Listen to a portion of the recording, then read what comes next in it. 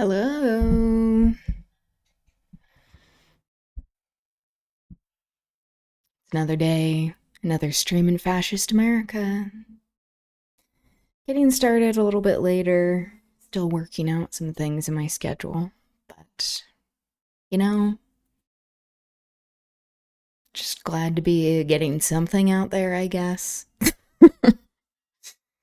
There's more information coming out about what's happening with organizing around the AI data centers that are popping up not only all around the state, but the energy power plants that are also popping up, and that all of this is happening, proliferating all around the nation and the world. So we see how there is all of this interconnectedness with capitalist greed, corporate greed, and how there is really just no limit to the endless exploitation and extraction of the capitalist ruling class, but also how we all have a lot in common with what we are fighting for, what we're fighting against, how we have this need to protect our loved ones, ourselves, the environment, the future of, the world. So we'll get some updates on that today. Welcome to whatever this is, an attempt at providing education, advocacy, and a little common sense in this digital wasteland. My name's Aubri Devashrayee. We'll continue talking about the AI data center, that there is some coverage of it on Democracy Now!, one of my favorite independent news outlets that I am excited about. Very cool to be noticed there. We'll continue talking about some of the striking chokehold points that, or is it chokehold? Choke points. That's what it is. That we started yesterday. We'll continue that today. And it's Banned Book Club. Yay! We're reading The Bluest Eye. Since there's been a lot going on, I was not able to read the entire section that I announced that we'd be reading, so since I'm in charge of it, I thought that we would just go over the foreword and then, like, the very first chapter. Technically, there aren't really, official chapters that are divided up. There are just sections that are divided up in The Bluest Eye, so we'll go over that. But before that, as an introduction, we'll get into some of Toni Morrison's wisdom, as well as some prep for the reading that I think will be very helpful. And we'll continue going over some of these topics that pertain to The Bluest Eye and the references that it makes in the novel just throughout the rest of the week. So, there's a lot going on. In way of announcements, there will be a press conference happening at the Capitol tomorrow that is against the AI data center, primarily the Stratos one. There is a letter that's being signed that is going to be sent to Governor Cox, Stuart Adams, the Senate president, and the public speaker of the House as well. So that will be happening at 10:30 on the south steps of the Capitol. If you can make it, great. If not, that's okay. I will return and report. That's a little Mormon joke, but there you go. Hello, Pigs Fly Home. Welcome. Thank you for subscribing. I'm doing all right.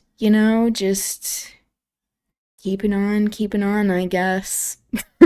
Trying to continue finding that revolutionary optimism, but also being realistic about what we're up against with everything that's happening in late stage capitalism. So, how are you doing? Good to see you. Also, I'm wearing my Land Back shirt. Land Back This is a principle that we need to be pursuing actively, especially as we are engaging in politics and this organizing that's going on, that we need to be emphasizing the importance of land back movements, what they originally mean before they're co-opted by more capitalist interests, even some nonprofit interests, that the state, that these private corporations need to be giving back sacred land to indigenous people, that this is not only a phenomenon that we should be pursuing in Utah, but in the nation, in the world at large, especially as we are talking about the EU sanctioning Israeli settlers. How about they go a step further and advocate for them needing to give the land back that they've stolen? So, and just, of indigenous people all around the world, that governments and these corporate interests need to be giving land back that they are buying up. So, yeah, that's good. There really is a lot going on. I agree. People just can't take whatever they want because they have money. Yeah, preach. Seriously. It's like, especially considering, like, relating it to the AI data center that's being built. It's like 40,000 acres, like almost 3 Manhattans. That is a huge amount of land that, of course, is sacred land in many areas. And it also is carving into rural areas where, like, it could be used for, actually sustainable agriculture or, like honoring tradition. So glad to hear that you're doing all right, that you're hanging in there. Yeah, what's new with you? I don't know how anyone could be supporting it.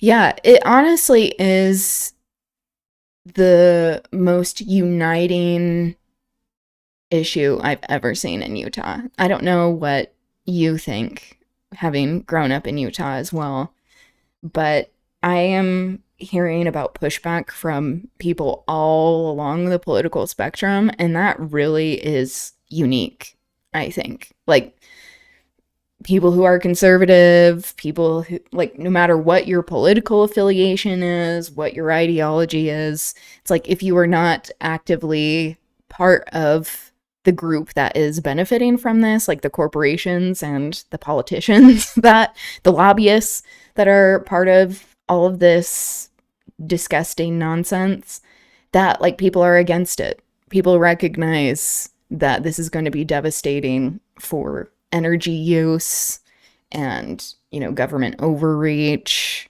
and the environment. We're already seeing the Great Salt Lake in collapse, that ecosystem. It's going to just destroy things. And it has revealed just how much rot there is in the system, which, many of us have already known, that corporations and private donors have just completely bought our politicians and government process with all of these contracts and super PACs, donations that they make.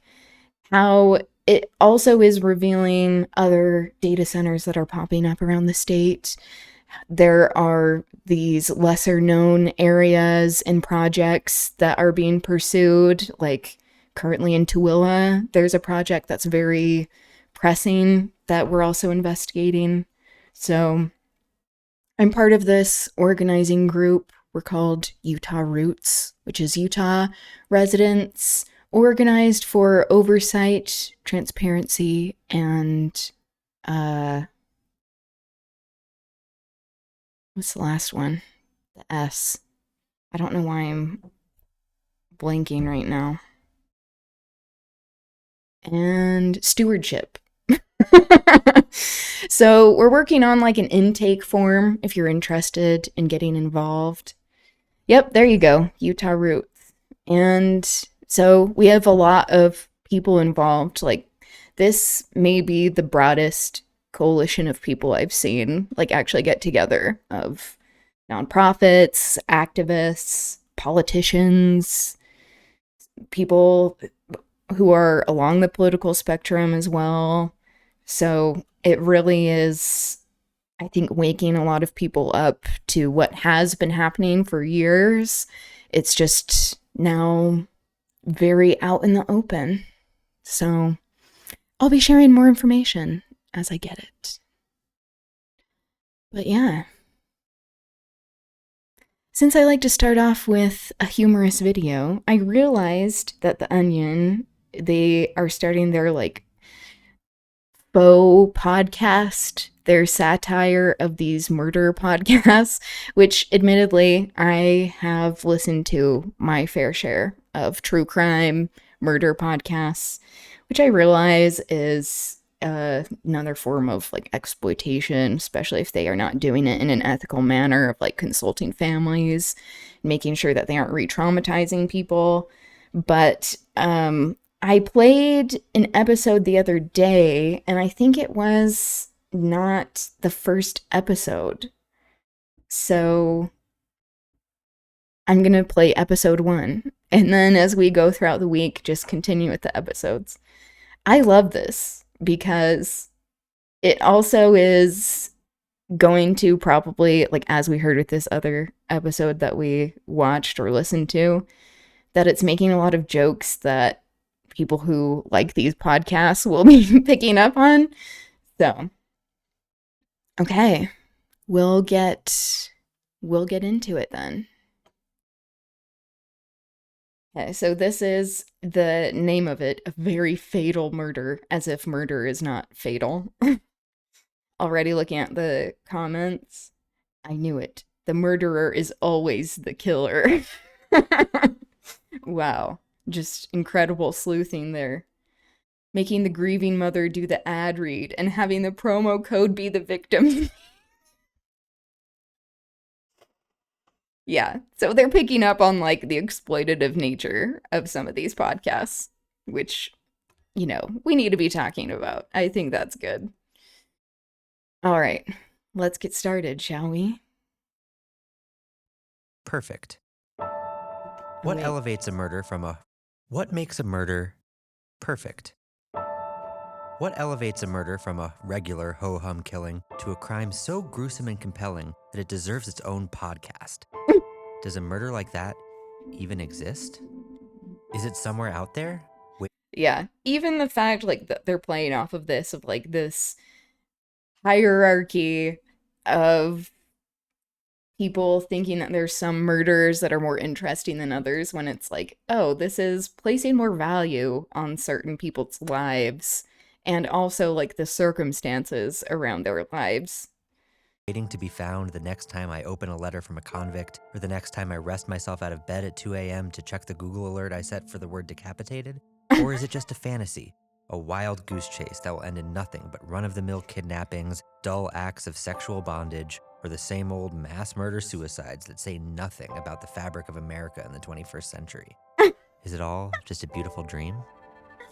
I'm David Pascal, and I've been asking myself these questions for years. For the first time, a lot of the have hosts some answers. are named David. That is true. Hey, Ethel. Hello, David. What would you like? Also nailing like the NPR voice, the podcasting voice. To do incredible. Today? A. Go online. B. Access my homicide locator function. C. Send email. D. Play music. B. Okay, David. Retrieving homicides. This is Ethel. That stands for Extremely Timely Homicide Locator, by the way. Ethel's a supercomputer.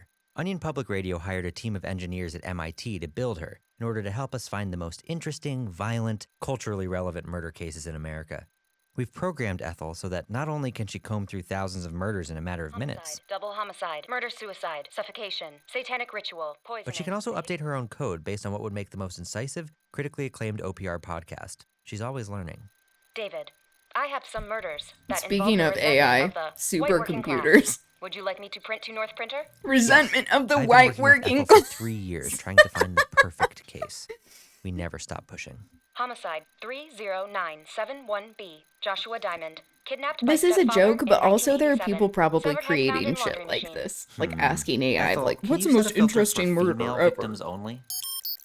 Ethel's settings can be adjusted to search for any number of factors. For example, we thought we had found our podcast when Ethel located the case of a girl who was raped and killed on the night of her 16th birthday, but we thought the situation didn't say enough about the decline of the middle class, so we changed the algorithm.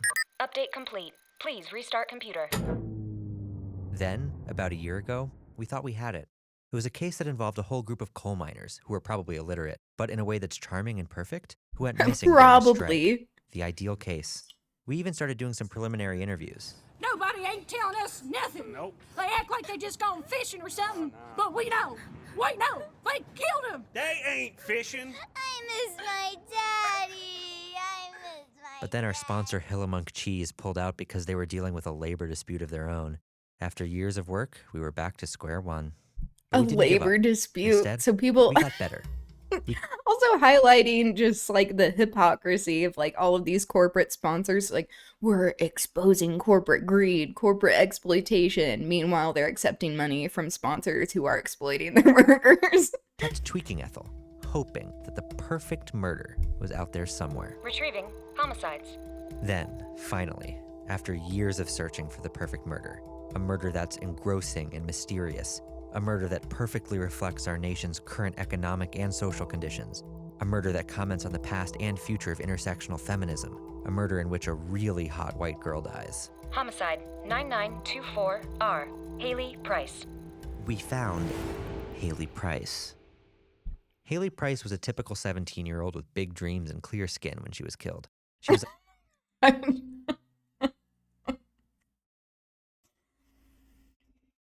That really is so true. These podcasts are mostly about, young white women dying. That's like, they had such a promising future. And that this is the population people will want to be listening to the most, hearing about these brutal killings. And also is getting the most amount of police attention. People are actually investigating it. Also, the clear skin. Yeah, the people who are falling into like these particular beauty standards that are getting more notice from the public. a high achiever, a debate champion, a prom queen, a doting girlfriend. But Haley also excelled at Usually being a murdered. prom queen, One that is chilly true. Thursday morning in May, Haley was found on the floor of the local bottle cap factory that her father worked at. What's Bottle more, cap? she was dead.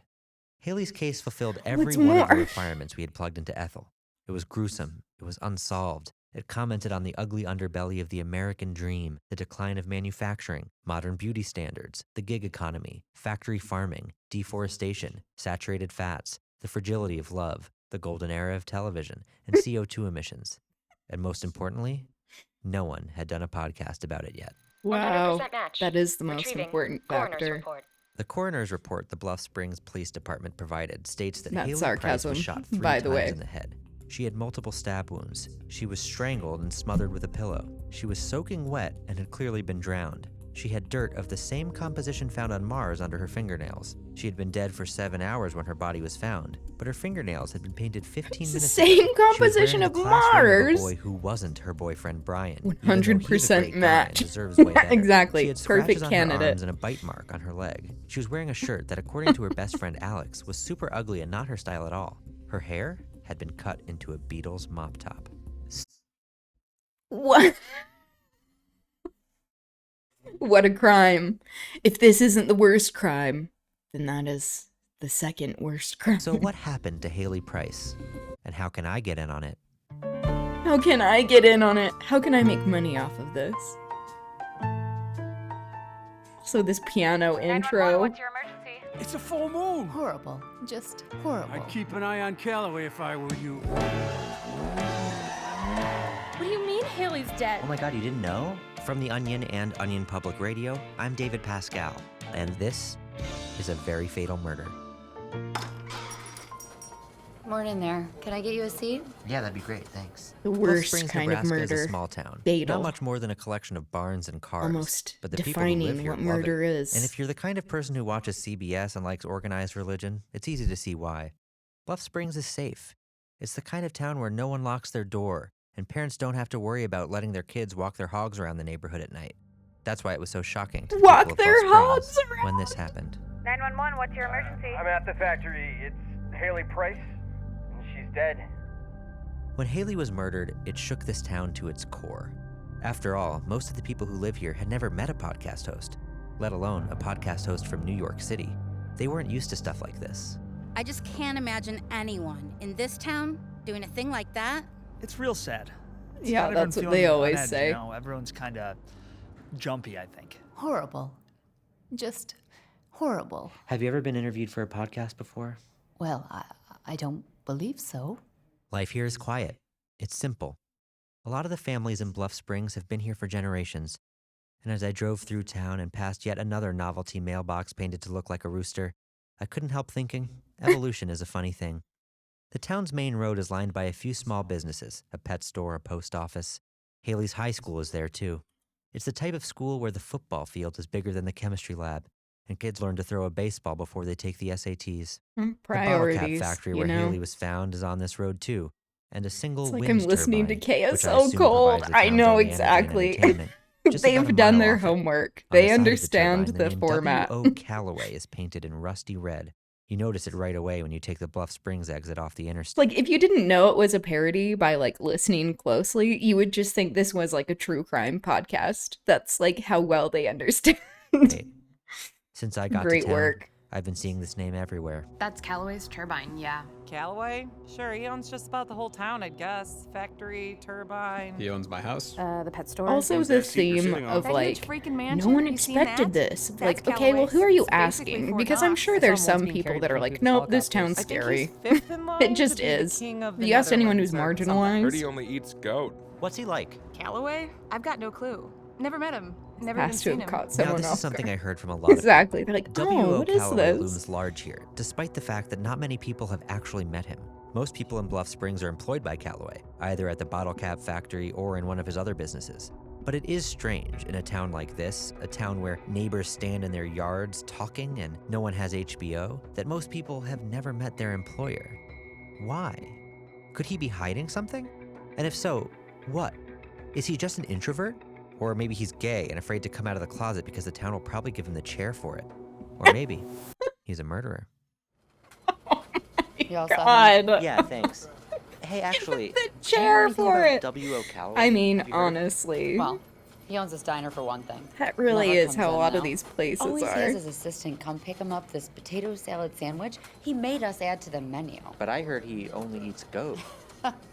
Haven't seen a goat in this town since '73. Really? Well, then I'll have one potato salad sandwich, please. I was starting to get to know Bluff Potato Springs, salad but I still wanted to sandwich. get to know Is that a Haley. thing? So after I checked into my hotel and sent the OPR interns to pitch their tents on the side of the road, I went to talk to Haley's parents. This episode of A Very Fatal Murder is brought to you by Complete Meal.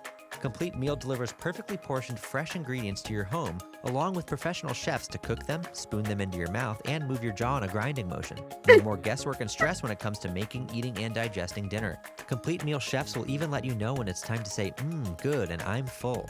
Complete Meal. She was just a happy kid, you know? Fake She'd ad. just come home You and know, say, especially "Daddy, with I all wanna of be the an like astronaut," or, subscriptions of "Daddy, I like, wanna be a this vet," or, is "I wanna have 10 HelloFresh, horses, this is Daddy." Blue Apron. She was her little dreamer. Which, I'm admittedly, interviewing I Haley's have ordered parents, these John and things and Bethany used Price, in their home in Bluff podcast Springs. codes There are for little hints of Haley discounts. everywhere, from the picture of her on the mantle to the couch she probably used to make out with her boyfriend Brian on. This must be really hard to talk about. It's been the worst month of our lives, as I'm sure you can imagine. Yeah, you must have cried so much.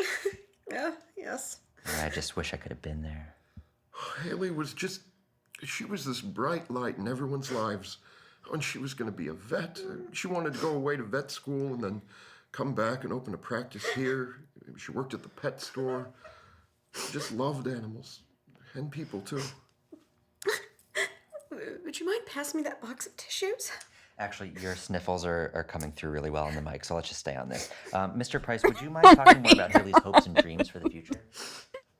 Well, No, we need you to cry. This gonna is go off to this is college. good for the show. Had her pick a school. Oh, did she apply to NYU? That's my alma mater. No, she was gonna stay in state. Haley was really a home. Oh, that's a shame. I really think she would have loved it. The Prices seem to be responding really well to memories of their dead daughter. So I asked them to show me Of course he went Haley's to room, NYU. which they had That's kept why he has perfectly NPR preserved since voice. her death. It was a typical 17-year-old girl's room, plastered with photos of Haley and her friends, pictures drawn by the little girl she used to babysit, and magazine Continued clippings. crying She was in the really an background. artistic kid. You know, she loved music. She liked buying Heat all the sniffles. fashion magazines. And Hey, she was this is always, really you helping. know, You're doing great, cutting sweetie. pictures out and changing her wall around and all that. Yeah, I was kind of an art kid too. I mean, I definitely hung out with everyone. I could easily jump between groups, but art was probably my main thing. Oh, was that Haley at prom last Just year? making it about himself There at she every is. turn. The prom queen herself. And she loved taking pictures of her friends. Oh, and there's Orlando Bloom. Yeah, he's great. And now it's time for a word from our sponsor, BoxBox. Actually, would you mind just reading this? What? And if you have any personal experience using BoxBox, you could add that if it's positive, of course. You see the mom. BoxBox is the service that sends a brand new box to your door every month. With BoxBox, you'll never need to drive hundreds of miles and pay hundreds of dollars for a box again. Sign up for BoxBox by going to boxbox.com and entering our promo code Haley. For 10% off your first BoxBox. BoxBox. Oh. Is that okay? Awesome. Have you ever ordered these? No. Oh, well, let me know if you do, because I think if you order one, I get one for free. I was starting to get a more complete picture of Haley. And also that her daughter's name, the name of the person who was murdered, is the promo code. To the people who know her, she wasn't just a perfect murder case. She was a girl with commodifying dreams death. of leaving her middle-of-nowhere town and traveling to New York City. She dreamed of attending cultural events and literary readings. But that dream will never become a reality. Never will The Haley code, return I home know, after a it's long day wild. of freelance journalism to her live-in boyfriend and miniature poodle. Never will she lie on the roof of her Bed-Stuy walk-up with her college friends, taking in the glory of the city around her. Her life was cut short. The glory And of for the what? city. He's just wanting After her talking to to Haley's parents, I knew what I had to do. I had to make the best projecting her podcast in ever New York produced. City, going I to had get more NYU. downloads and iTunes reviews than any podcast in history. I had to win awards. I could not let Haley die in vain.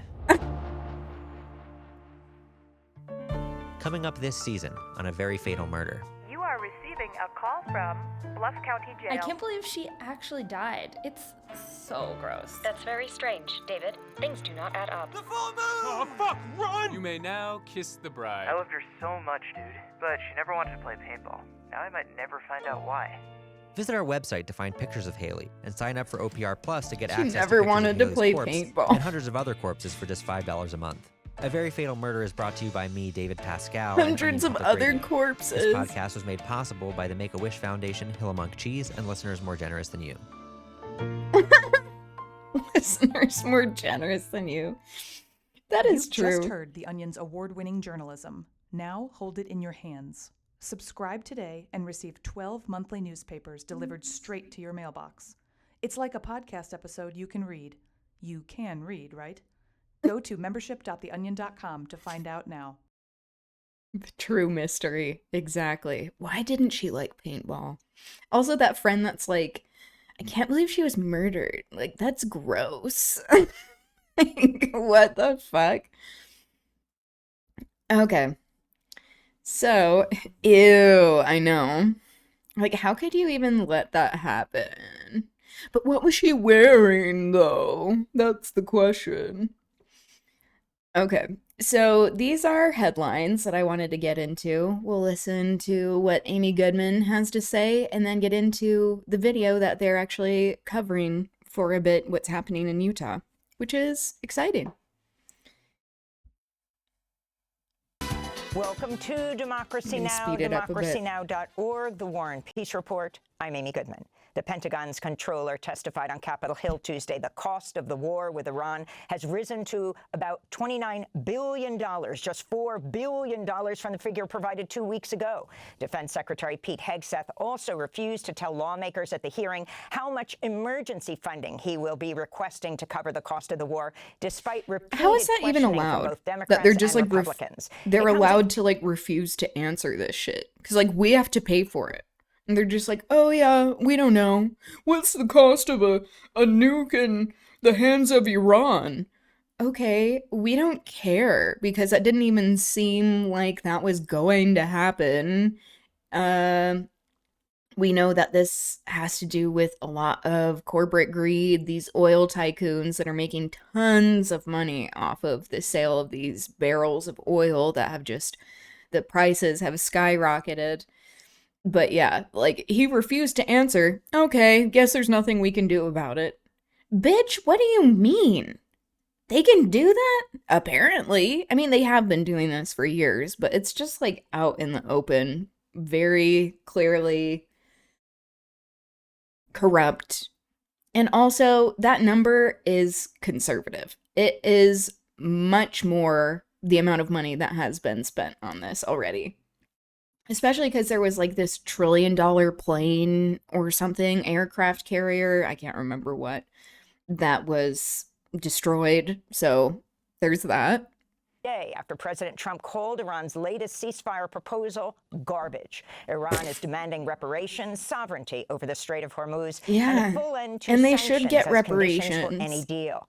As President for Trump reconstruction arrives in Beijing today, of all of their he's expected to infrastructure and the discuss harm the they've Iran war caused. with Chinese President Xi Jinping.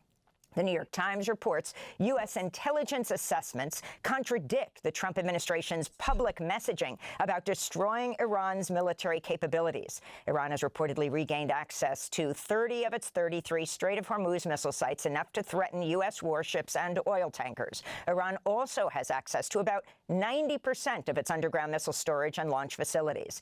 This comes amidst reports that the United Arab Emirates and Saudi Arabia carried out covert retaliatory strikes against Iran back in March. Since the U.S.-Israeli war on Iran erupted, some Gulf countries have arrested dozens of Shiite Muslim citizens, calling them traitors loyal to Iran, which is majority Shiite. The Labor Department reports the U.S. inflation rate rose to 3.8% in April, with energy costs comprising nearly... Just continuing, you know, the ethno-supremacist states supporting all of these endeavors, like all of the countries that have created ethno states or are trying to create ethno states, that they all support one another, even though seemingly there are conflicting interests, that there will be eventual infighting with all of them. But we see a lot more class solidarity with these people in the ruling class who are also supremacist. And it's frustrating because they disempower us in so many ways, and this is why, in my opinion, we need a world strike. We certainly need a national strike, and concerning all of the AI government bullshit that's happening right now in Utah, we need a statewide strike. So we're working on that. It's in the works, it's an ambitious project, all of these things, but I think it's necessary to halt the world economy because we run this engine that is enriching these people. Half the increased prices. Real average hourly wages fell 0.5 percentage point from March, meaning salaries failed to keep pace with the rising cost of living. Gasoline prices rose by 5.4% as Iran shut traffic through the Strait of Hormuz in response to President Trump's bombing campaign. On Tuesday, a reporter asked Trump whether he'd make a deal with Iran to address the war's all those economic stockbrokers. Look how much money we're making. Yay! Financial situations motivating you to make a deal? Not even a little bit.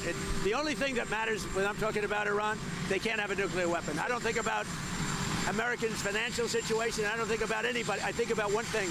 We cannot let Iran have a nuclear weapon. He can say that, and people will still support him. I don't care about your financial situation. Trump administration's it's a cult. internal deliberations on Iran. The Journal reports the Justice Department investigation came after President Trump privately complained to acting Attorney General Todd Blanche about media leaks in the wake of the Iran war last month. Trump reportedly passed a stack of offending news articles to Blanche, quote, with a sticky note on it that said treason, unquote. Meanwhile, Defense Secretary Pete Hegseth said the Pentagon will review whether Arizona Democratic Senator Mark Kelly improperly disclosed classified information when he told CBS News the U.S. had rapidly depleted stockpiles of weapons, including long-range CBS missiles. News, Senator Kelly too. responded. CBS News is owned by Larry Ellison, David Ellison, the Ellisons who are Zionist, who are buying up all of these media companies, all of these platforms, that soon they will probably own everything, that they are extremely invested in the Zionist project, very pro-Israel genocide. And that's one of the reasons why they have the motivation to be buying up all of these companies. And on their channel, on their outlet that they bought up specifically for this reason, this news was coming out. So, like, it's not just him. Like, there's only so much lying you can do without people saying, like, you aren't telling the truth. But of course he's not going to get mad at CBS, because those are people, the Ellisons, that are actively funding. They did fund his campaign and are still funding him. A video of Hegseth admitting in a public hearing last week that it will take years to replenish U.S. weapons stockpiles to pre-war levels. In Washington, D.C., peace activists disrupted the Politico Defense Summit on Tuesday, confronting the Iranian opposition leader Reza Pahlavi, the son of Iran's last Shah. Pahlavi was speaking in support of the U.S.-Israeli war on Iran at a panel hosted by Lockheed Martin when he was interrupted by Code Pink D.C. organizer Olivia DeNucci and other protesters. This is not about security. This is about death and destruction. They even said that the war in Iran is a golden opportunity. A golden opportunity to make a killing opportunity. This is what it takes. That is so much bravery. Having the optics, interrupting, disrupting things. Lockheed Martin is a weapons manufacturer. I have a message for Lockheed Martin. How dare you use the massacre of my people as a golden opportunity? You have the blood of the people of Palestine and Iran and Lebanon on your hands. Shame on each and every one of you. Israeli drone strikes hit 3 cars on a major highway south of Beirut on Wednesday, killing at least 8 people, including 2 children, in the town of Jia. The strikes came a day after 13 people were killed in southern Lebanon, including 2 paramedics. More than 2,800 people have been killed in Israeli attacks since March 2nd, with at least 380 killed since last month's ceasefire. Yeah, Lebanon's the health so-called ministry says 108 ceasefire, emergency supposed. medical and healthcare workers have been killed in the war, with over 140 Israeli attacks recorded on ambulances and medical facilities. Lebanon and Israel are set to hold a new round of U.S. brokered negotiations in Washington Thursday. Hezbollah has said it opposes the talks. FBI Director Kash Patel was pressed by Senate Democrats at a hearing Tuesday over reports that his heavy alcohol use compromised his ability to do his job. Patel sued The Atlantic magazine for defamation, seeking $250 million after journalist Sarah Fitzpatrick reported he's alarmed colleagues with episodes of excessive drinking and unexplained absences. On Tuesday, Democratic Senator Chris Van Hollen grilled Patel on the allegations. Patel exploded, What other hurling job would insults this and be false allowed? Where would this be allowed? That he's like, oh, you just aren't showing up to work. When you do show up to work, you're drunk. And when we need you, that you're barricaded in your office, that they have to get a battering ram to get him out of his office, that he is using the private jet to just fly all around the world, to be partying with the U.S. hockey team, to be taking him and his girlfriend to her concert or all of these different events like UFC fights, and how he's using FBI agents as personal security for his girlfriend and her friends and himself. That's not their job. Claims at the senator before finally agreeing to take an alcohol screening test. And so there have been no occasions when your security detail had difficulty waking or locating you, is that right? Nope, it's a total farce. I don't even know where you get this stuff, but it doesn't make it credible because you say so. I'm not saying it, Director Patel. It's been written and documented. You are literally saying it. No, I'm saying that these are reports, Director Patel. No, unlike your baseless reports, the only person that was slinging margaritas in El Salvador on the taxpayer dollar with a convicted gangbanging rapist was you. You know, the only person that ran up a $7,000 bar tab in Washington, D.C. at the lobby park was you.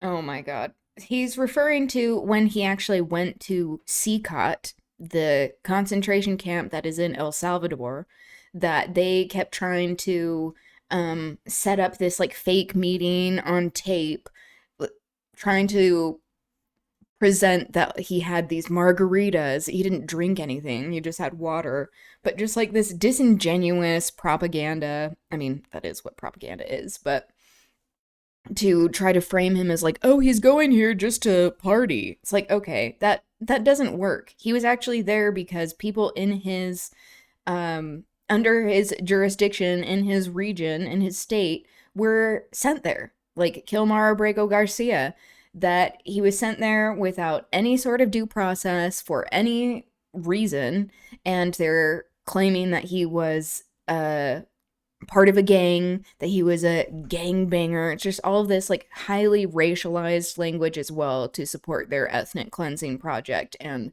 just this unconscionable violence that they are pursuing against brown and black people, but especially Latina people in the country.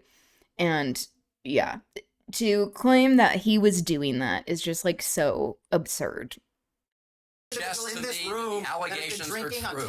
The U.S. is reportedly in closely guarded talks with Denmark to open 3 new military bases in southern Greenland. A source speaking to the BBC says U.S. officials have floated designating the new bases as American sovereign territory.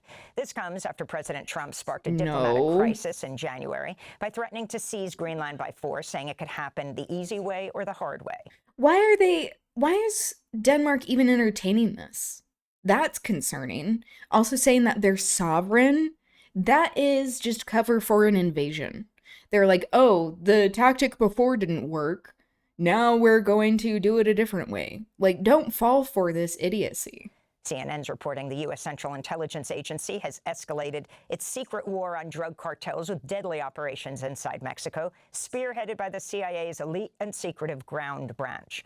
Since President Trump retook the White House last year and designated several cartels as foreign terrorist organizations, CIA operatives in Mexico have reportedly participated directly in targeted assassinations on several mostly mid-level cartel members. That includes a car bombing earlier this year on a busy highway outside Mexico City that killed alleged Sinaloa cartel member Francisco Beltran and his driver.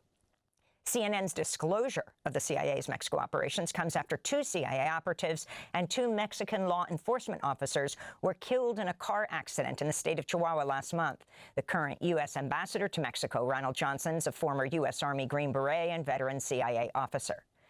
Yennefer England, a 32-year-old nurse's assistant and DACA recipient, has been held in ICE custody in Texas for nearly 3 months after she was stopped for driving with a suspended license. She was born in Mexico but was brought to the United States at the age of 4. She leaves behind 2 daughters, aged 12 and 14. This comes as immigration lawsuits hit a record 9,911 in March alone, up 1,278% from 5 years ago, driven almost entirely by habeas corpus filings that have surged 85 times over the past year as immigration attorneys challenge ICE's mass detention and deportation campaign. Meanwhile, Florida's notorious alligator Alcatraz jail in the Everglades is set to close by June after DHS concluded the facility's $1 million per day price tag is too expensive. And Democrats on House Oversight Committee, after they've had hundreds of people who've been kidnapped and trafficked there go missing. They're just like, oh yeah, we don't know where they are. That's a death camp. That's a death camp. That is modern day Auschwitz. Hello. And often these people are not counted in these numbers that are reported on of like people who have died in ICE detention because they're counted as missing. It's like, how many people have actually died that they're not reporting on, that they're counting as missing? Testimony Tuesday from survivors of the late convicted sex offender Jeffrey Epstein. They held the field hearing in Palm Beach, Florida, near President Trump's Mar-a-Lago residence, where Epstein once lived, framing it as a return to the, quote, scene of the crime. Lawmakers used Yeah, it really is evil. It's evil to be like, oh, we're going to racially profile you because we are so concerned about declining white birth rates to justify our Nazi, white supremacist, Christian nationalist project that is becoming increasingly unpopular, even with people that say, like, I voted for this. I mean, we still have extremely racist people and fascist people who are like, no, I like what he's doing with immigration. But it's like they already have lost the narrative with how cruel it is that many people who have seen what's happening, they are not happy with it because the optics are horrible. This forced mass deportation project. Mass deportations are immoral in general. Also, with this situation with the Epstein survivors, the fact that they just have to constantly be re-traumatized over and over and over again is so disgusting. That they're not listened to, that the process is just dragged out. They're given hope with certain things of like, oh, we'll listen to you. Like they get hope in feeling like they're getting meetings with some of these Republican representatives who then vote in completely different ways to dehumanize them and to suppress information. So, like, the fact that they just have to keep doing this over and over again is just so.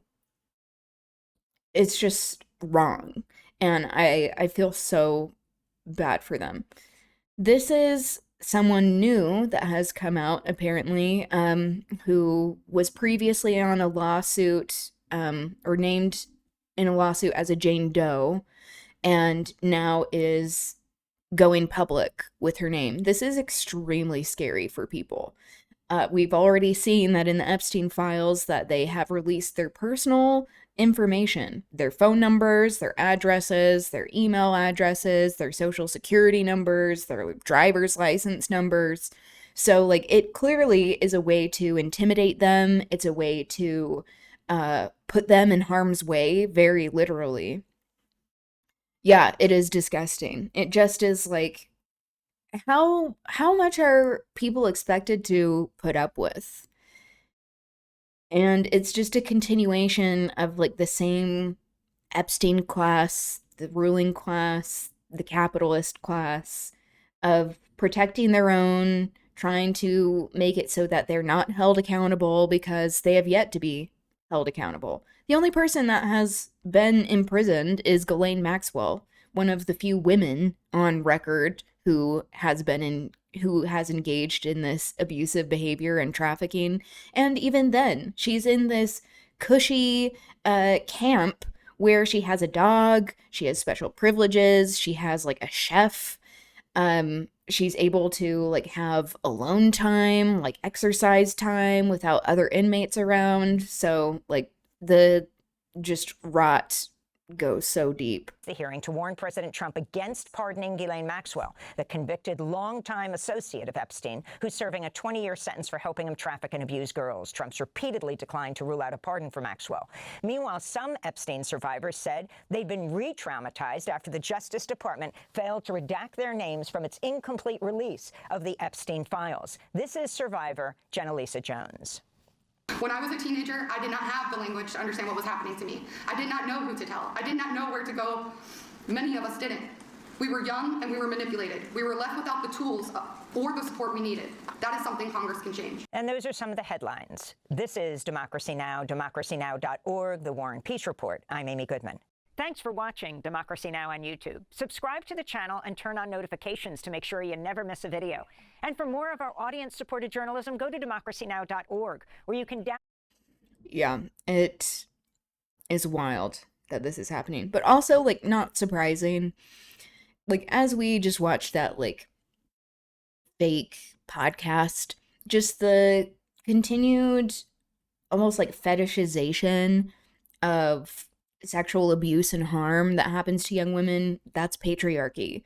This fascination and being like, oh, listen to all these brutal things that have happened to people, that it is viewed as normal, that it is viewed as more acceptable, and just like every day, like, common to be abusing young women than it is young men, even though they certainly are abused, and people who are not in the gender binary. So, yeah, it's really frustrating. I mean, that's like a very light way of putting it. But again, this is why I think we need a national strike to actually hold these people accountable, because they're not going to hold themselves accountable. And the thing that they actually care about is money. And that is where we actually have some power, is that we generate this money for them. If you're interested, you can look up General Strike US. They have a strike card to sign, demands to submit as well. You can learn more about what they stand for, what they're asking for, and so that we can build more momentum for national strike. It's a very long process, but like, every person that's willing to strike to have justice is a step in the right direction, in my opinion. Okay, so moving along, this is the video that I saw that is actually highlighting the resistance happening in Utah. They don't specifically name, like, the name of the group. We just recently, like, decided on it, like, finalized it. So that there is that, but it's part of this larger story on talking about AI data centers just all around the country, all around the world, really. And Utah's at the center of it. Center, I guess, pun intended. That it's the world's largest data center. And with all of this research that's being done, not only on, like, the projects that are happening, but also all of these players who are involved, who are greenlighting all of these centers, we're seeing just, like, how vast their plans are for enriching themselves. So I'll be giving more updates as we have, like, confirmation on this research as time goes on, but the corruption really is staggering. How the same people who have helped get these people elected are the ones who are monetarily benefiting from these AI data centers, and that it is really just like this circle jerk of corruption where they all are scratching each other's backs while their enrichment is built off of our backs. This is But, I mean, just to finish this thought, it is cool, like, with all of the bullshit that's happening, it is cool to see just how galvanized people are. People are extremely upset, and for good reason.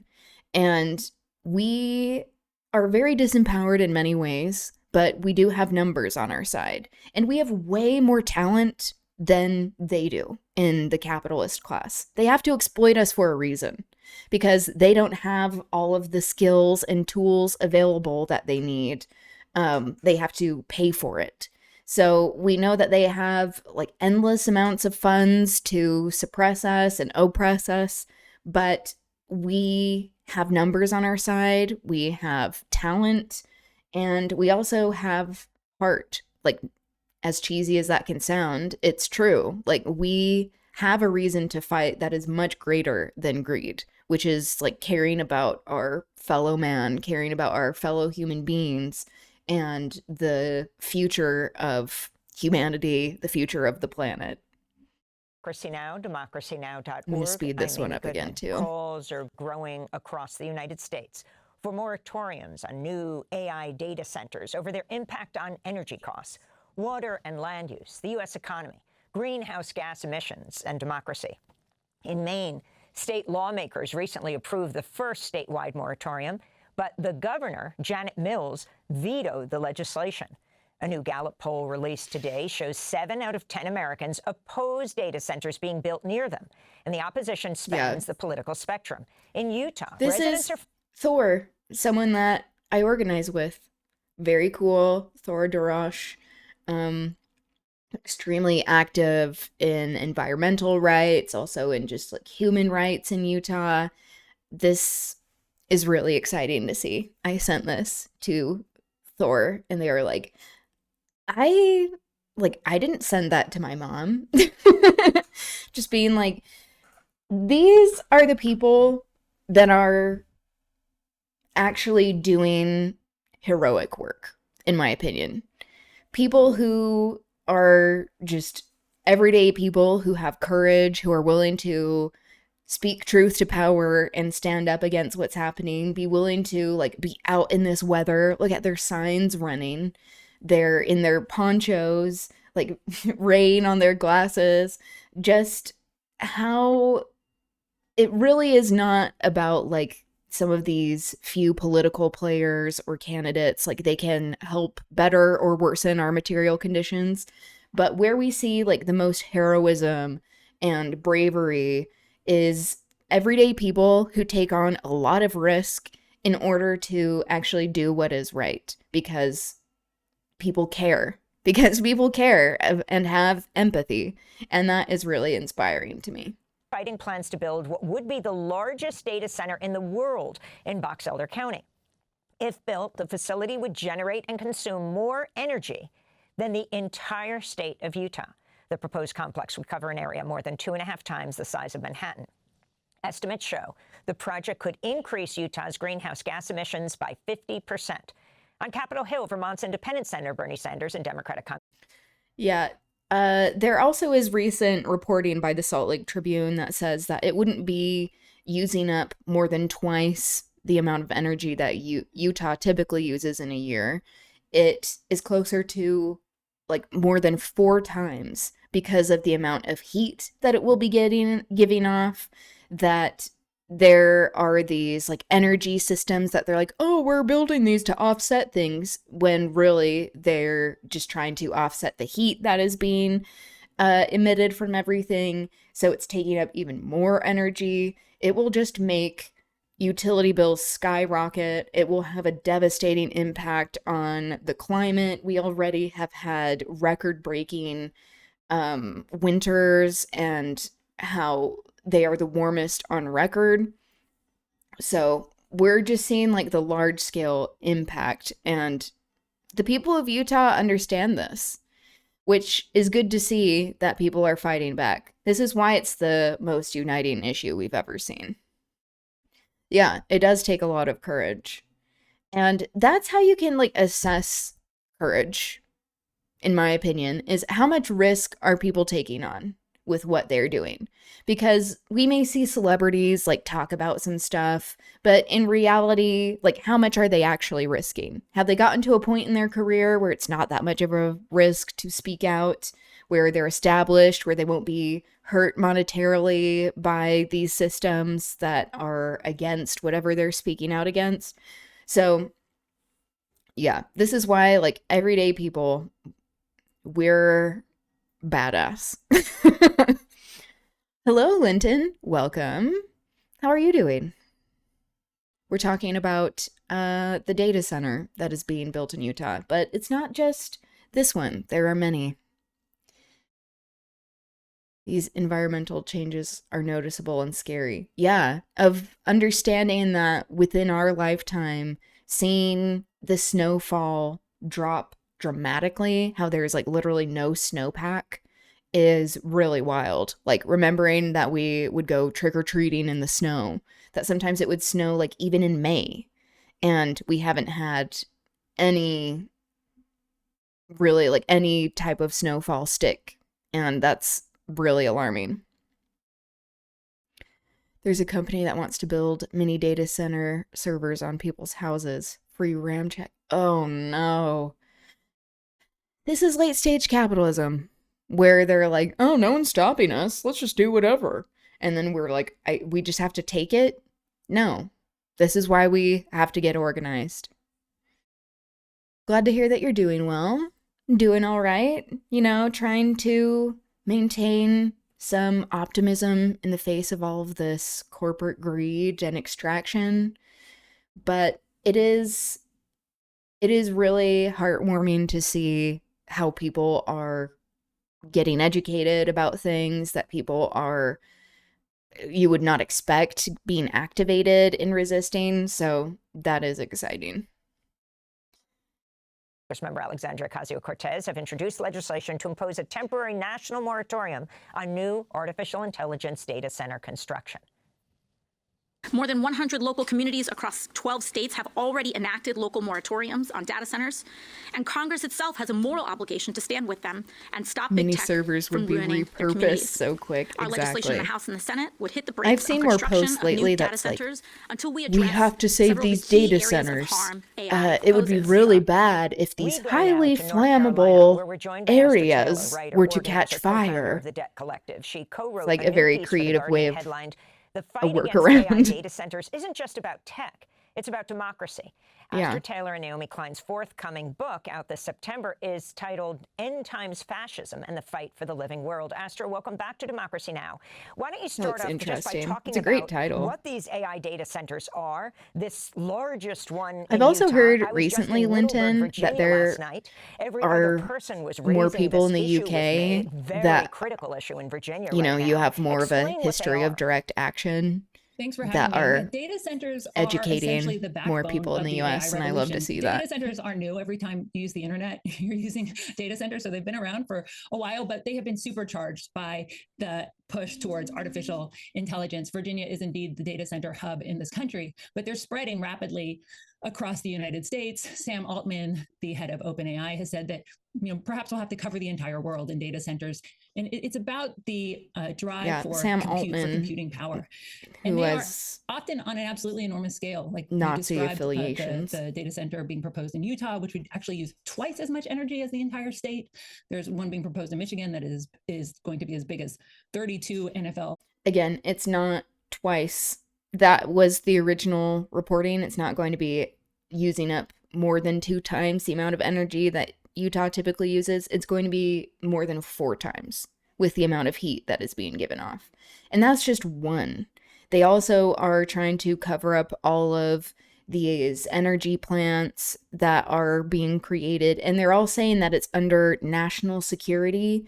So it's a workaround so they don't have to go through the normal channels and oversight of doing environmental reporting and impact reporting to make sure that, people are not being harmed, the environment is not being harmed.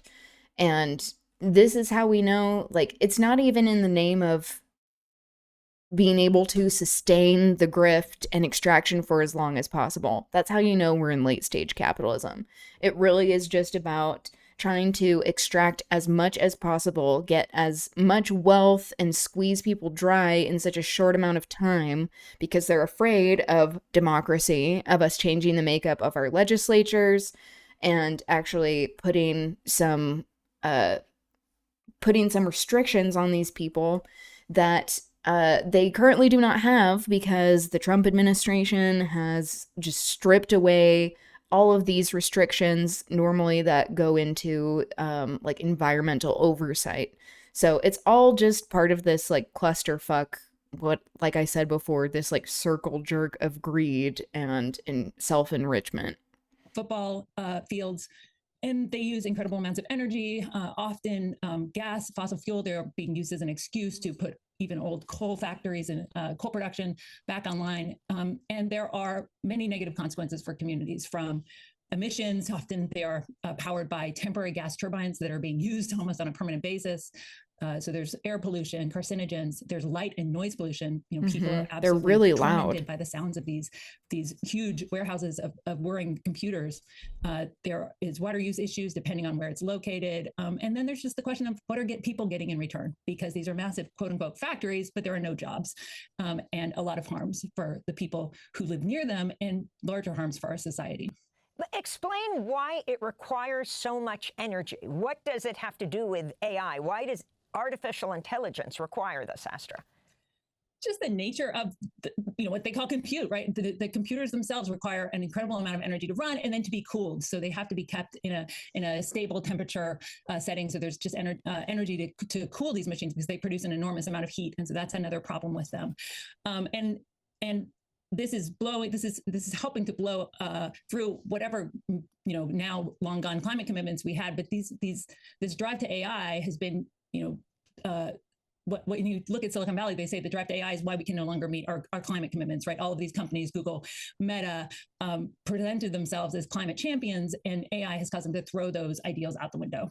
One of the primary investors of the proposed mega data center in Utah is Kevin O'Leary, better known as Mr. Wonderful on the reality TV show Shark Tank. This is O'Leary again, if you have to defending the brand project and yourself as like dismissing the being nice or protesters. wonderful, then Well, I'm you actually probably the only aren't. developer of data centers on Earth that graduated from environmental studies. Yeah, then you should know better, bitch. He's like, yeah, I actually have graduated in this, so I can speak on the issue. Yeah, then that's worse. Then you know better, and still you are pursuing this. Why aren't you building this in Palm Beach where you live, or in the place where you live in Canada, or one of the many other places where you have your multiple homes? So I'm pretty aware of what these concerns are. They are around air, water. So the use, fact that he heat, won't just look in the noise, camera. pollution. So Shark Tank, indeed. These shark eyes that are just dead inside. sustainability is at the heart of what we do in terms of all these proposals. We don't, not just Utah. We have 10,000 acres in Alberta, Canada, with the same concerns. And so we search for the best technology. There's many air-cooled turbines now, so you're blending in. Yeah, and where is he? air-cooled versus water. He's in a You know, car there's so inside many a different ways building? to generate power. We can also put a percentage of the power generation Is he from in an solar, wind, airport? and batteries, because the battery technology is 10x more efficient than it was just 5 years ago. So that's very helpful because it makes the cost of energy lower. So no one, you know, if you're an environmentalist and you don't care about that stuff, of course you protest, and that's what happens. I noted, you know, what's happening in Utah right now is we think over 90% of the protesters are actually not people that live in Utah or Box Elder County. They're being bussed in. That's Kevin O'Leary, better known as Mr. His everything is... I know. Just like, ugh. So gross. So gross. Everything about him. Yeah. It's like the antithesis of life. Can't even look at the camera. Exactly. It's like, okay, what are you hiding? Yeah, also the fact that he's saying like 90% of protesters, they're being like bussed in. They aren't even in Utah. Hate this guy. Yeah, exactly. Fuck you, dude. And like at this commission meeting that has gotten a lot more press coverage of like tons of people being there and being like, people over profit. And one of the commissioners being like, grow the hell up, to people who are like, you're going to destroy human life here. And then they left because they didn't like that their feelings were hurt. And then they finished the meeting virtually, where they were also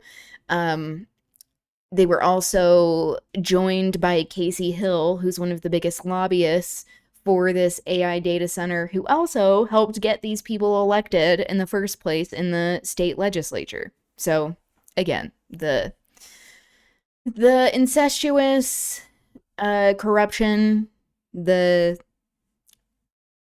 evil's circle jerk continues. Wonderful on the reality TV show Shark Tank. Your response, Esther Taylor. Well, he should be called Mr. Full of It. I mean, his Yeah. claims are absolutely absurd. You know, you could build data centers that were connected to sustainable, renewable energy sources. That is not what these tech companies are doing, because they are rushing to compete to be the company that controls this industry. So, you know, take somebody like Elon Musk, who has built 3 data centers, supercomputers around Memphis, Tennessee. You know, one of them, for example, the first one, uses enough energy to power almost 300,000 homes. He's using these very high polluting gas turbines. Colossus 2, as the second supercomputer is called, uses enough energy for 2 million homes. You know, this is a guy who presented himself as a Elon green Musk champion also for many years, conveniently but he has fired not a built lot of these the people computers, these who are supercomputers, part these of data centers in a environmental way that reflects his oversight values at all.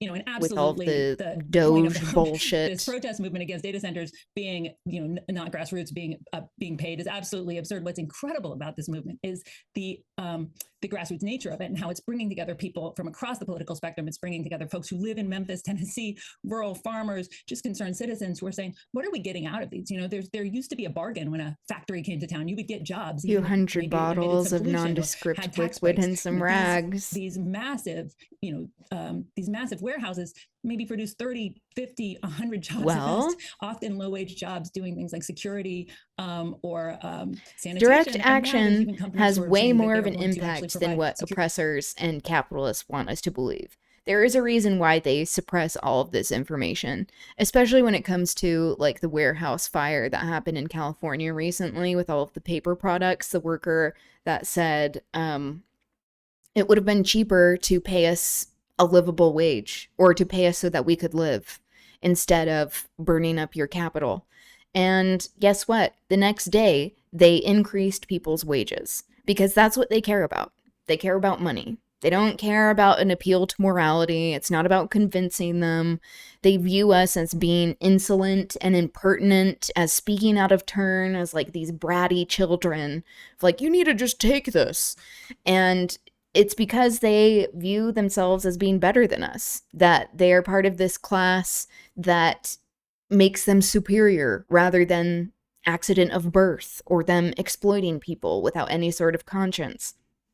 Late stage capitalism, again. Aviva and Admiral won't even in your IBIT properties anymore. Wow. Yeah. This is where we're at. Services with robot dogs, right? With robots, so it'll be robots guarding the computers. And so people are rightly saying, why should we support this? And that is Just what is wanted causing this to- amazing movement to rise up and to block these Won't even developments ensure- across the country. Oh, Esther, yeah. University of Buffalo professor in Exactly. environment and sustainability, Holly Buck, Because recently they're wrote like, an article in oh, Jacobin something's gonna headlining happen to Democratic these. governance of AI is the real solution, in which Just she wanted to argues silence the against the workers, idea make of a them feel moratorium like, on data yep, centers. they She won, writes, exactly. A moratorium on AI data centers is a terrible idea, one that poses serious equity concerns. A moratorium springs from the desire to stop the concentration of wealth, but ironically, it's likely to exacerbate it. It's a massive strategic blunder for the left, and we should think through the global justice implications and follow-on effects. We should be wary of proposals that would send burdens elsewhere. I think her name is Holly Buck for a reason. Because who's paying you, bitch? Because I don't think that you are doing this out of any sort of well-founded evidence, research, that it really is down to getting a buck. Capitalists, you greedy fuck, killing everyone for a buck. Under neoliberal capitalism, industries offshore environmental harms to places with weaker governance, cheaper labor costs, and fewer environmental safeguards, unquote. Buck says AI should be regulated as a public utility. What's your response to her argument on a moratorium? That's the whole point, is that they the don't Guardian piece I wrote, have Saw any 11, regulations. was a response to her criticism of this movement, which she said was a dead end, and her criticism of the idea of a data center moratorium. First, I want to say that I like the idea of democratic governance of AI, but you need to have leverage to have any kind of democratic control. And I think it's important to pause and just note how the same people. Democratic. I'm not gonna pause on that frame. That wasn't as roll out. flattering. Okay, there we go. The same people, like how I mentioned before, how they think they're better than us. It's not an accident that these people also are invested in these ethno-state projects, that they have very supremacist leanings, that ideologically they're like, oh, there are people who are just worth more than others. Like, and this is classic capitalism. They're like, the more capital you have, the more your life is worth. And that the rest of us are just viewed as these little ants to do their bidding.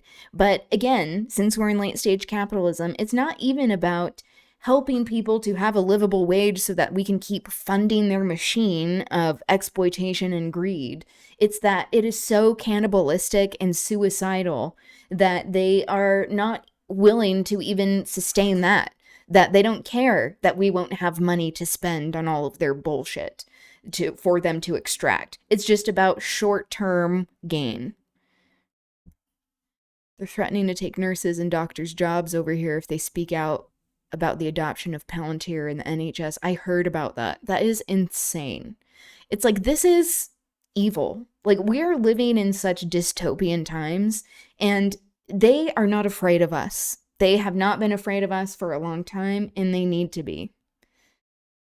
Like, sure, let's fire the people keeping us alive in service of Alex, Peter Thiel, and Louis Mosley. Yeah, exactly.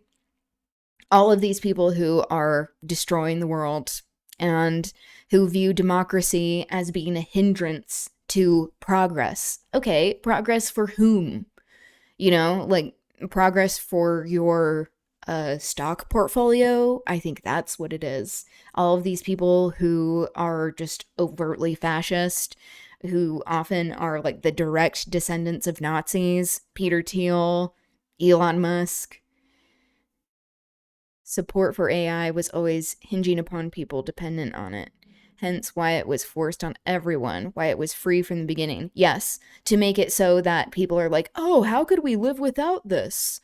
This is really helpful. Like, it's not an accident as well, like, especially with ads, that there are so many ads that are just focused on AI, focused on gambling. Like, as you said, Linton, the other day, like joining the military, especially for young men, that it's like we are not viewed as human beings to them. They view us as like these dollar signs. And it's also not an accident that they are building all of these concentration camps, these homeless campuses to be like, oh, this helps with employment, because they're trying to get as cheap of labor as possible. That the fact that we have a for-profit prison industry shows that it has been the continuation of slavery, that people of color, particularly Black people, are disproportionately incarcerated, especially when it comes to other intersections of marginalization like mental illness and disability and queerness, and how all and poverty, that all of these things play into these larger systems that the ruling class has been creating for years and years. It's just a matter of the people who are in charge now stepping on the gas. It is acting this system as it was built to act. It's not just an anomaly that this is all happening. Peter Thiel, Nazi descendant, and Louis Mosley, British Union of fascist descendant. Yeah, exactly. I actually said this in one of our group chats we're organizing, and people were not happy with it. And I'm like, but of course, it tends to be like the older generation. They don't like if you bring up anything that has to do with like, oh, you're calling out someone as like being a direct descendant of Nazis. I don't know what that means, of people not wanting to look too hard into that, or if they feel like they have supported people and they're just finding out, or I don't know, or like just not wanting to hear stuff from young people. That's its own thing. But yeah, it's like ignoring how we got to this place is not helping. Who the fuck is objecting to that? I think people, especially who are just now getting to be more upset with the system, that they now feel like they're being failed by the system, as opposed to many of us who have been failed or have recognized how people have been failed, have been hurt by the system. And yeah, I think there also is like this generational divide. Maybe I shouldn't be like airing that out. But also I'm like, if we can't like call people out for being the descendants of Nazis and them continuing these very fascist Nazi policies, like what are we doing? Because this is how we got here, you know? Of AI has been so far. Nobody has asked for this. You cited polling. This is incredibly unpopular technology. Even 80% of Republicans and independents, of people who voted for Donald Trump, say they want more regulations on AI, even if it slows things down. Last year, there was a poll that said... Okay, I know I'm stopping this a lot, but again, I just like have something to say here. Like looking at all that footage, even from the commissioner meeting in Box Elder, there were plenty of MAGA hats there. It's because like people may have not cared about, you know, the ethnic cleansing project. Maybe they like seeing people of color be brutalized, kidnapped, and trafficked to concentration camps. We know that there are very racist people, just like bigoted people, because they're like, they don't care if that happens to people who are homeless or queer or disabled.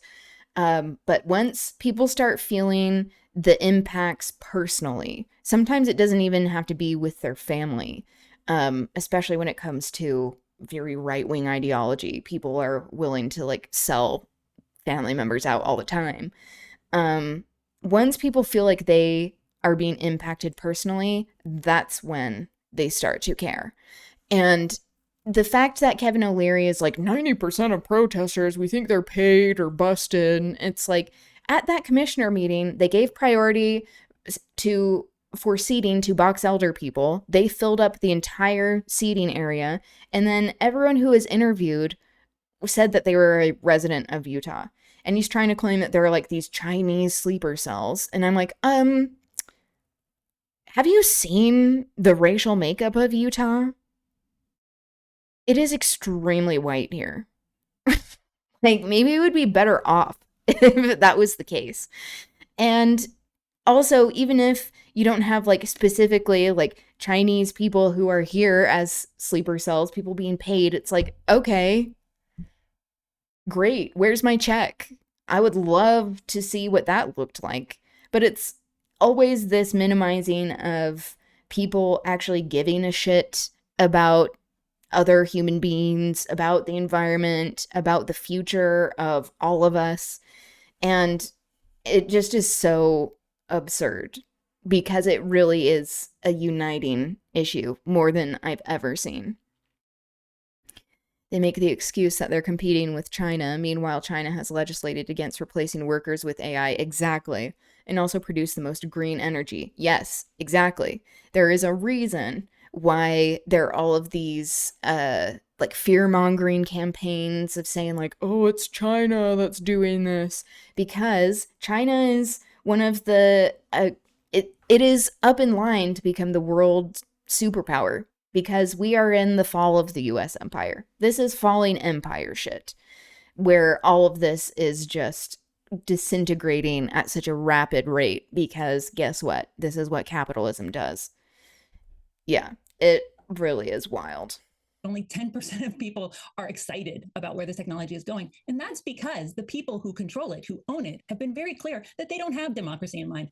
They define AGI, artificial general intelligence, this is OpenAI's definition, as autonomous systems that can do essentially do human work. And so this is a human job elimination machine, and maybe a human elimination machine in the sense that AI is not just automating workplace labor, but also, impersonating human beings and trying to be your best friend and your companion, and sort of the world under a Chinese unipolar dynamic would look so much better. And this again, exactly. It's not something that people have wanted. There would be more workers' rights. Very aggressively behind Donald Trump, who has said, he's going to block all attempts to regulate or control this technology, that we're in an accelerationist mindset. So you only can wield democratic power in opposition to that if you are an ordinary citizen who doesn't have a direct line to Donald Trump or millions of dollars to buy him off, by engaging in protest, by engaging in disruptive action. And data centers provide local focal points, local choke points where people can come together and push back on the billionaire big tech agenda and say no. And it has absolutely changed the terrain, I think, of the political conversation. That's critical. I think there are some people, a good faith critique as well, is this the most tactical thing that people can do? And I would say it is tactical because it provides, again, people a place to meet locally and a way to make their discontent known. But I think where I have another disagreement with Buck is, I think there's a question about how much we want AI in our lives, right? I think part of her argument is that it's a bit Luddite to resist this technology. It's inevitable. It's the future. Everyone should have access to it. Luddite is a term that came about during the Industrial Revolution, where it was specifically a political ideology from the working class that said we need to destroy any or attempts at industrialization, at automating things, because it's displacing workers. And you know what? They weren't wrong. And many people try to say like, oh, so you're against progress? It's like, okay, once again, progress for whom? Because it doesn't seem like the Industrial Revolution even really like helped people. That was like the thing that sparked Karl Marx to even write the Communist Manifesto, because of the conditions that he saw. So like Luddite is a term that people throw around a lot, of people who are just resistant to technology, but it actually is stemmed in a very historical type of ideology. You know what? I feel like I'm a Luddite. I'm like, anything that is replacing human labor should be destroyed. That's my opinion. I do think we will see some wild things as they roll out all of these data centers. Yeah. All the Industrial Revolution did is accelerate the extraction and exploitation worldwide. Yep, exactly. In every facet of their existence. And I think that many people are more skeptical than that. We're saying, do we really want AI in our schools teaching our children? Do we really want AI talking to our children? And do we want AI to be our boss at work?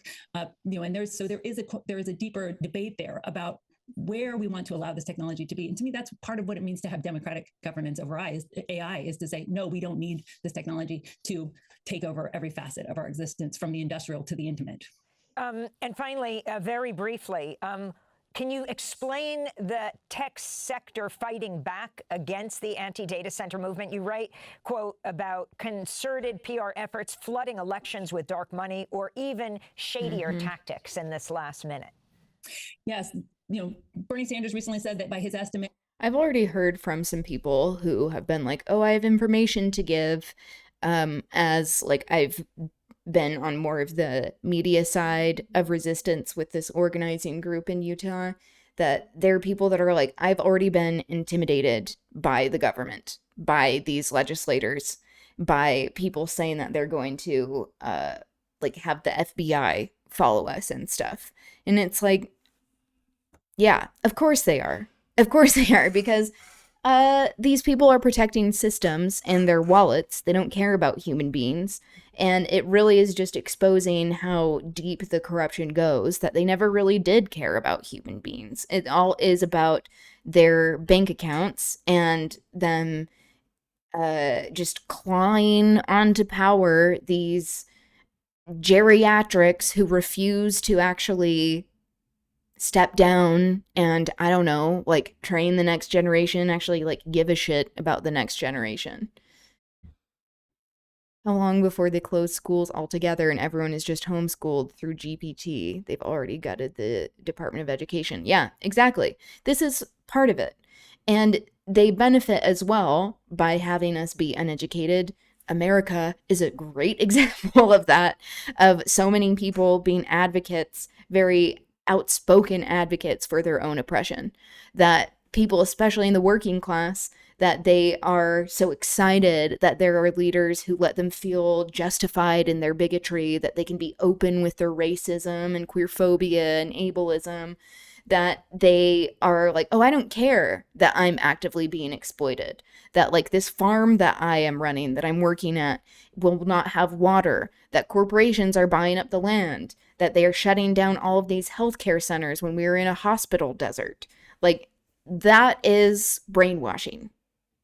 The AI sector has put $400 million into elections already in 2026. They are also trying to use other tactics, PR tactics, to smear protesters. For example, that idea that this is actually a paid movement, is not a grassroots movement, is part of their campaign against the data center uprising. And, it seems to not be working at this point because there is such grassroots momentum. People are coming together from all walks of life and realizing they have more in common around this issue. They might have voted for Donald Trump. They might be a Democrat, but they're saying this is not the future that we want. We want a future where we can breathe the air, we can drink the water, where we have jobs, where our kids have jobs, we can where just, we have a livable future. live. Klein and I, in our forthcoming book, call this a new pro-life movement. We don't want to be subjected to robot overlords. So there's going to be pushback, undoubtedly more pushback to come from the tech sector. And I hope that people who are sympathetic to the idea of regulating this technology can. This is a good rebranding of the term pro-life as well, because like that was co-opted by people who are against abortion. Regulations, but and it's like, okay, once again, life for whom? This technology is tied to green energy and the like. This is creating conditions for the changes that we need life to push for back what? on Silicon Valley. Certainly not people who are already living. Thanks for watching Democracy Now! On YouTube. Who are already Subscribe born. to the channel and turn on notifications. They're bringing back the lettuce for Starmer now, repeating what they did with Liz Truss, where they were testing if the lettuce would last longer than their prime minister. Oh, Keir Starmer, what an embarrassing human. The way that, I mean, like, all of our leaders are, like, in the US, like, we don't have room to be speaking, but, like, it's just embarrassing that these leaders have gotten to the place that they have. And really, it just goes to show how rigged the system has always been. and how little checks and balances there have been in order to get to this point. So it is wild. But yeah, seeing Keir Starmer, the way that he like sucks up to Donald Trump, especially now saying that he's going to like join in the war against Iran, is like, excuse me? Hello? Like, after you were just like very soundly defeated in elections, you and your party, like, he thinks it's a way to like salvage his being in the good graces of Donald Trump. It just is like so pathetic. He won't last the next year, but it'll only be worse. Just a new smiling face to stab us in the back again. Yeah, that's why, like, with the focus on these individual players is short-sighted. It always has been. People, like, Trump is a huge problem. Like, the world will be a better place when he isn't in it. Like, that's just a fact. But we can say that about many of these people. And the fact of the matter is that they have gotten to this place because they are symptom of this larger system that has created their existence in the first place. That they have been empowered to a point where they have been able to rise to these positions, and that the system doesn't just go away when you change the key players who are there. That these larger systems are embedded with policy, with corporate money, with economy, with people buying into the systems, like this larger brainwashing, that we are complicit in this system whenever we're just like running on this hamster wheel of capitalism and not actively resisting what's going on. And that is by nature built to do what it is doing, because they don't want us resisting. They want us to be worked to death. And when they can't work us to death, they want to just replace us altogether with robots. Okay, so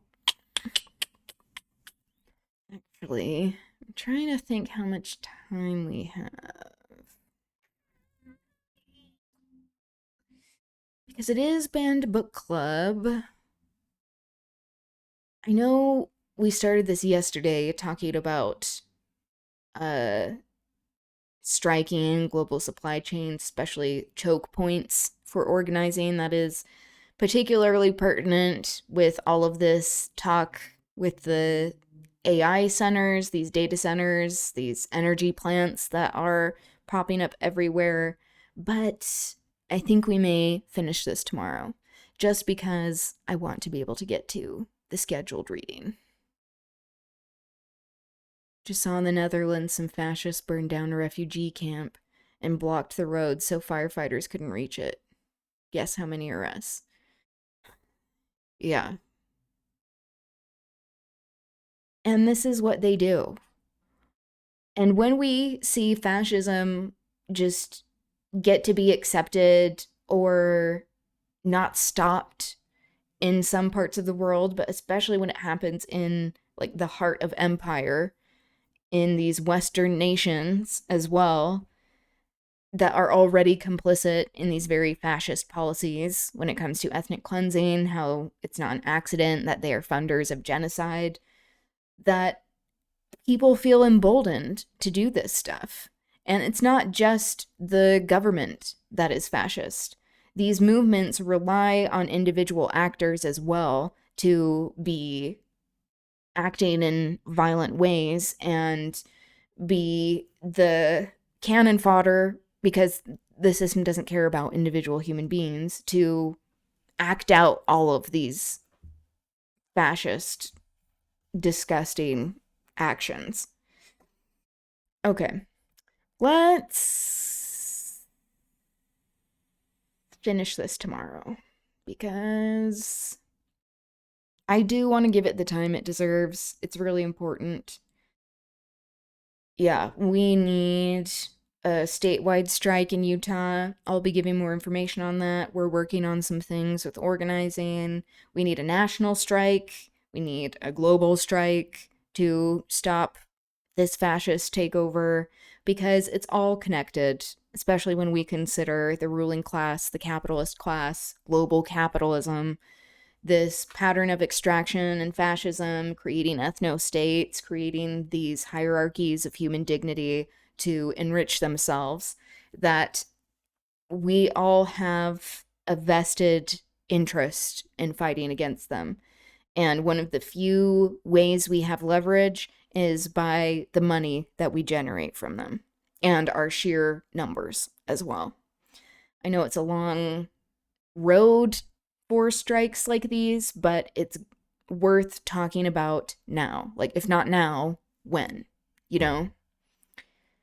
The Netherlands is the largest financial investor in Israel and the EU. Yeah, I actually didn't know that. Thank you for letting me know. I knew they were up there. Honestly, I thought it was the UK.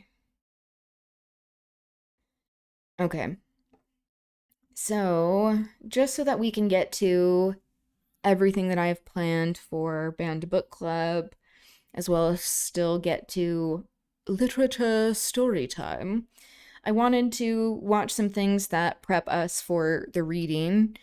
There is this really great video called Before You Read the Bluest Eye, and they cover some really helpful references that Toni Morrison makes in the text that I would like to go over, because already we see that in some of the reading that we have just embarked upon, but these references will continue throughout the novel.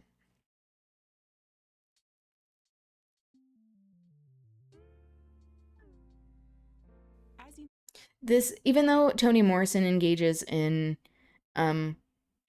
with hard subject matter, difficult subject matter, her writing and wisdom and inspiration and emphasis on goodness is so uplifting and, I think, rejuvenating as we are resisting everything that is going on. Like The Bluest Eye, the premise of it is about resisting racialized oppression and beauty standards that are controlled by the corporate ruling class who are invested in creating these ethno-states. UK not in EU. Oh, that's right, because that's all what Brexit was about. Duh. Wow. But Netherlands does invest more than us somehow. Interesting. I think Germany is the largest military supporter in the EU. Yeah, I knew that was correct about Germany, but again, a country that has a history of embarking on creating an ethno-state, surprise, surprise, who actively helped to create the state of Israel to begin with. May or may not know, Oh, this is so quiet. I don't know why it's so quiet. Let's see. the many reasons why Toni Morrison is a noted author is for her incorporation of historically realistic events woven into her This is high fictional as it'll novels. go. While you can definitely enjoy any of her works without prior knowledge to historical references, we've compiled a video of a few things you might want to look into before you get started on your Morrison journey. Don't worry, what we're about to share won't spoil the book.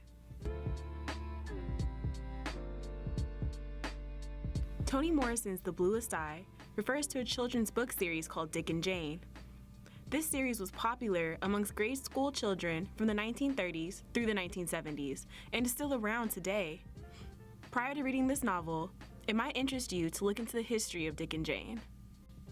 Another reference that Morrison makes is to America's sweetheart of the 1930s, Very close-up shots. Shirley Temple. In the novel, one of Morrison's characters shares her opinion of Shirley Temple dancing with Bill Robinson, also known as Bojangles. This dynamic duo danced their way into Hollywood. Toni Morrison also references a candy called Mary Jane. Originally made in 1914, this taffy-looking, peanut butter-tasting candy earns its way in Morrison's novel for the content on its wrapper.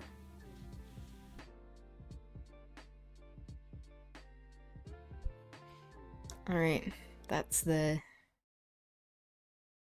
kind of vague setup, but also important. I like that they leave these hints and have it as optional to encourage people to go investigate and find out the answers for themselves.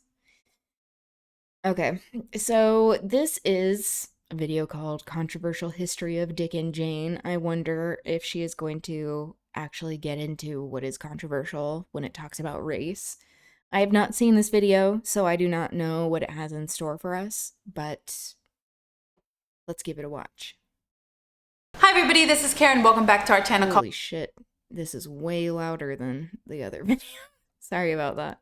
Our house. And before I give you the winner of the giveaway of the Dick and Jane reader book, I thought it would be fun to kind of give you the background story on these Dick and Jane readers that were so popular back in the day. The fact that she's giving them away, I'm a little concerned about. We'll see if this continues. Otherwise, we'll stop. How did they come about? Why did they go away? And it was really interesting for me researching that, so I thought I would share that with you before I announce the winner of the giveaway. And before I jump into that, I want to know from you, let me know in the comments below, how did you learn how to read? Was it your parents that taught you? Did you learn in school? What was the method that they used to teach you how to read? Was it look and say, whole words, sight words, or was it phonics? Please let me know in the comments below. I'm really curious about this. How did you learn how to read, and what method was it? And so in this video, I'm going to announce the winner of the giveaway, but I'm first going to give you the history of the Dick and Jane readers, and I'm also going to talk about at the end, what the Robinson curriculum offers as far as phonics or look and say, where does it fall in this, learning how to read world. All right, so let's get started. So the Dick and Jane readers were obviously wildly successful between the 1940s and the 1960s. It was William S. Gray, who was a former teacher, and a reading consultant named Zerna Sharp. And sorry, I'm looking at my notes here because I don't want to miss anything. And so they were the pioneers of this whole word method, and they thought it was the most ideal way to teach. It wasn't always that way in our history, though. Back in the early days, when there was only one schoolroom for all the children in the area, and they were not separated by levels or grades, it was a one-age, one-room schoolhouse, okay? But they were separated by race, notably. Okay, I don't know about this. You're not mentioning that, I feel like is important to what Toni Morrison is trying to say. Textbooks, there wasn't any money for books, really. It wasn't like what it is today, this whole federally funded and tax and local tax and state tax and federal tax. It wasn't like that. So the teachers would just ask their kids, their students, to bring a book from home. And not even many children had books at home. Many times they would bring the only book that they had in the house, which was their Bible, their King James Bible. So this is their textbook. This is what they would bring into the schoolrooms. And teachers had to, come up with a way to teach children, give them skills that they needed that can apply to whatever book the kids brought. So of course, they used phonics because no matter what the child brought in, what level they were at, what book they were at, phonics skills were something that they could teach to all the kids, and they could just apply it to whatever book level they were on. Now, in 1836, the first official textbooks were printed, and they were, of course, the original McGuffey readers. In 1826, Art and Revolutionary Suicide, where he explained how he learned to read, was so interesting. He started reciting poetry, then matching up the phonics with the written letters. Oh, interesting. I didn't know this. Then ended up getting into and going through college within only a couple of years. Fascinating. Thank you for sharing. I did not know this.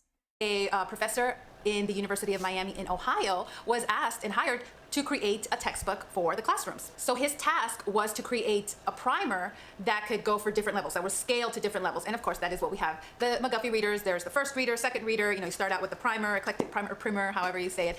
So he did, at first it was 4 readers in the different levels. And so these readers contained short story, poems, prayers, religious stories. And so phonetics was important to be able to read all those very different. I've not read Revolutionary Suicide, but I need to. I am looking at various Huey P. Newton readers because, just incredible human and writer, leader, revolutionary, all of these things. I've only read bits and pieces of his writing, and that is a direct reflection of my poor education. So diverse writings, okay, different writings, not different types of writing, poetry, short stories, prayers, things like that. Now, as more immigrants came to America, they also brought with them more diverse religions. So the McGuffey readers got a little bit of a makeover in 1879, and they made the text more non-sectarian. They removed the overtly Christian stuff, and it just became kind of stories of good family values and morality. I think those are the revised McGuffey readers. And so still, over 90 years, 122 million copies were sold. So this took off like gangbusters. Also This was the successfully thing, right? defended The himself. revised Yeah, after this. exactly. Even as early as 1920s, times were changing. Theories were changing specifically on reading. And so in 1859 to 1952, we have a man named John Dewey, Yeah. okay, who was Which urging we've reform. seen, like, how historically that is a pattern, particularly of Black revolutionaries and Indigenous revolutionaries, specifically people who are forced to represent themselves where they are not offered proper representation or do not have the means to acquire it, and where groups of people have been oppressed and suppressed when it comes to opportunities for education and affording these things. That, yeah, people are like, okay, well, I guess I have to just learn this. But it really is remarkable the way that people resist, how it's not great that they're forced into these circumstances, but the ingenuity and just resourcefulness that people, like, with lack of resources, the amount of resourcefulness that people have to apply in order to survive these systems. And advocating teaching children how to read more from experiences than from these texts in the McGuffies. It's something more that children could relate to in their everyday life, in their experiences. And he wasn't necessarily advocating for a different way I've been of in teaching court children many how to read. times, Just a always different approach guilty, as far as but I was using always children's acquitted. experiences, something that they can relate to more. But nevertheless, The they only did get the time I ball was rolling for a innocent, different I was method. convicted. William S. Gray, born in 1885, he had a PhD in education, University of Chicago. He Yeah. was also the dean The of backwards College of nature Education, of and he was also the justice. chairperson of the Teachers Preparation Again, Committee justice in for 1833 whom? to For 1945. what? So this man was very educated, very in the know of education in our country. And so he was attracted to this publisher, Scott Forsman and Company. Sorry if I'm not pronouncing this right. And they were looking for an expert to create a new reading curriculum. Okay, so they got together with Zerna Sharp, a former teacher, and she was hired by Scott Forsman and Company to create this new curriculum for teaching children how to read. Even though William S. Gray and Zerna Sharp, they came from very different backgrounds, they noticed that there was a struggle of children learning how to read some words. So they became advocates for the whole word look and say method. They believed that it was easier for children to learn how to read house and down by recognizing the whole word versus trying to sound out house down. So that's where we got the Dick and Jane readers. The appeal with the Dick and Jane readers is that there is very limited vocabulary and lots of repetition and clear illustrations of what is happening in the text, something that the McGuffey readers just did not have. If you compare the images and how the pictures relate to the story, okay, so these are very different. Now, just a note about the illustrations that are really darling here. The illustrators were Eleanor Campbell and Keith Word, and Eleanor Campbell, she actually poured over the Sears catalogs to get the latest fashions of the day and made sure that the kids were dressed in just top-notch fashion of that time period. And so I think that's why the illustrations really stir up this nostalgia, because of that. They really were careful with all the details. There was also an illustrator brought on later, Robert Childress, in the 1950s, and he was the one that added the African-American characters, which we're gonna talk more about in just a second. These stories, for example, say, jump up, Sally, jump up, come, Sally, jump up, Tim, jump up, jump up. So there's a lot of repetition with certain keywords, and so children really took off reading in this method. Zerna, she said that children were too overwhelmed with all the words, that were in the McGuffey readers and other books like this.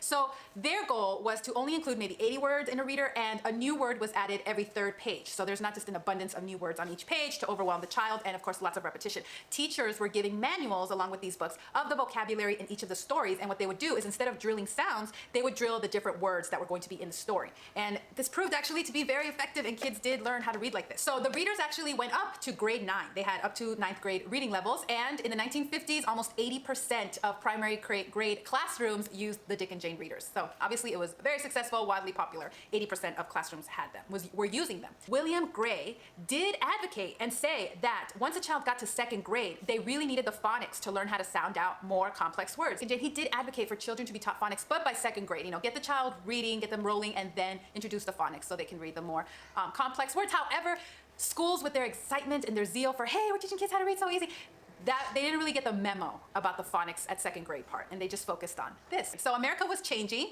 and so these stories were, you know, like not really a specific location, but it was suburbia, you know, the white picket fence, and the mother was a stay-at-home mother, and dad went to the office, and he mowed the lawns on the weekends. You know, this was Americana. So there was starting to be a lot of criticism because, you know, the stories they thought were kind of dull, the vocabulary was limited, and, you know, America was changing. This wasn't really representative of America anymore. So even as early as 1929, some of this criticism was coming. One of them, the person probably most critical was Dr. Samuel T. Orthin, a neuropathologist, and he was an expert in reading disabilities, and he was saying that, you know, this form of reading was causing problems later. You know, he said yes, there was some good, there was a lot of good, but it caused problems as well. So again, while in the 1950s it was still in 80% of the classrooms, it was starting to get more criticism, and it was declining in popularity. Articles were coming out in the mid-1950s I need as to in why finish do that book. students I bog down started on the first entirely part too and why quickly. Johnny I can't burned read. myself So out. then comes along.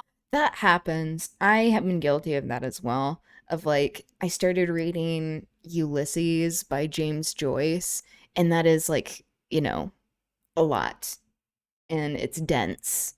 And I just was like going into it while I was reading some other things at the same time, also like dense things with heavy subject matter that I was like, oh, I need to like free up more brain space for this. But especially with you in school, like it is really hard to find time to just like read things for pleasure because you're having to read a million things as it is. Got a third of the way through it in a couple of days and haven't picked it up. Yeah, that is like going very quickly. I mean, I don't blame you. Sometimes that's like the most exciting type of reading is when you just like can't put it down, but there is the potential for burnout. That's real. Theodore Gissel, sorry if I'm not pronouncing it right, who was an advertising illustrator. And so in 1937, he made the book, and to think I saw it on Mulberry Street. So this publisher comes to him, and they gave him an opportunity. They gave him a challenge. Could you create an engaging primer using only 220 words? 220 vocabulary words and making it really engaging for the kids. Now remember, people were starting to reject this because it wasn't really representing America anymore. And so, you know, in the stories they were saying were kind of dull. So could he create something that was more exciting and engaging and didn't really matter who the reader was? And he did. That book was The Cat in the Hat. And I don't have a Cat in the Hat copy with me, but I have some Dr. Seuss books here, so you can get the idea. You know, his name took off, right? The rest was history. His career was changed. He became a household name. And, you know, his stories focused more on imagination, and they weren't focused on any one family or one location. And so this pretty much just crumbled the look and say method. I mean, I've read some quotes. His goal was really to just take Dick and Jane out of all the schools. He was dead set against it. He really wanted to take it out. So as we were saying, 1960, suburbia was changing. We had the civil rights movement. There was Brown versus the Board of Education in 1954. Lyndon Johnson became president, and he actually, before he got into politics, you know, he was in education, and he took a pause from his studies to actually teach Mexican-American children in a segregated school in LaSalle County, Texas. So he saw poverty. He saw how these kids didn't even have a chance to get into college. There was limited opportunities for them. So when he became president, he created he called for an act of Congress to improve education opportunities for underprivileged students. And so he created the Elementary and Secondary Educational Act that was money for supplemental materials, with one provision that the subject matter that they bought with, you know, this money had to be appropriate for urban school children. So this is obviously all is changing, you know, the culture in America, and they're pushing for more opportunities for underprivileged children. This is where we see kind of a lot of the educational landscape changing. Dick and Jane did try to salvage it in 1965. They added a black family. We talked about that. They had another illustrator, but it was just too late. The person who had added those illustrations, Scott Forsman, he kind of just moved on to other children's books, you know. So they had their last push, you know, but it just wasn't enough. It was over. Now, if you happen to have any of those original textbooks, you can make a lot of money on eBay, and I'm actually trying to get some on eBay, and they are pricey, they are expensive, so they are collector's items if you can find them, if you have them, if you want to sell them. You know, they're iconic. So in 2003, they started to do the reprints, and they took off. They sold more than I think they thought that they were. I mean, it really took off, probably more than anybody thought it would. And so they even had a disclaimer that said, you know, these are just for nostalgia purposes. They're not intended to be used to teach anybody how to read. But over 2.5 million copies sold, and it started off this whole franchise, you know, of all kinds of Dick and Jane memorabilia. And, you know, the frame, you know, See Spot Run is just iconic, and it's just part of America. So that's You the seen the story live of the action Dick and Cat Jane in the readers. Now, Hat? my thoughts Oh on it my are, God, you know, it's I've so used terrifying. phonics for my older girls, but some of my younger kids, Yeah. I'm finding that, you know, this is really awesome to teach them how to get the ball rolling. However, I'm still doing phonics. I'm still going to do the phonics, especially once they're at second. Okay, where is the controversy coming in? Are we going to reach that at all?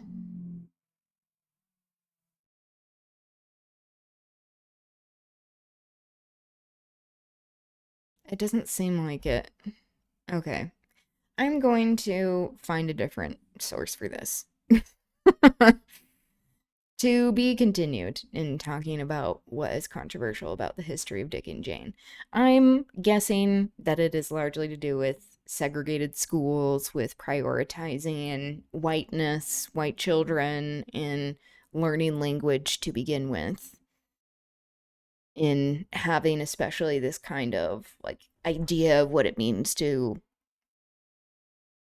become conscious, to develop this consciousness and language that it is based around the concept of whiteness. They mentioned they wanted to remove it from schools, but didn't elaborate at all. Yeah, I know. I'm going to look into that more, just because I'm like, this isn't touching on what I thought it would. Yeah, the Cat in the Hat live action is so terrifying. It also has like some sexual jokes in it. I'm like, who was the audience for this? Because there are adult jokes, but then it seems like it would be for kids, like it was advertised to kids. I remember it being advertised to me, like Dakota Fanning in it, and then also the kid who was he? He wasn't Beans. He was a different young kid who was on one of these like Disney shows. I can't remember what it was or who he is. I guess I could look it up. Yeah, and I'm like, this is just contributing to the phenomenon of us being like collectively groomed as a generation growing up, especially like millennials and Gen Z. I guess Gen Xers were a lot with their media too when it comes to like horror, where it's like, oh, if you are a teenager and you have sex, especially if you're a girl, you're a young woman, then you will be killed.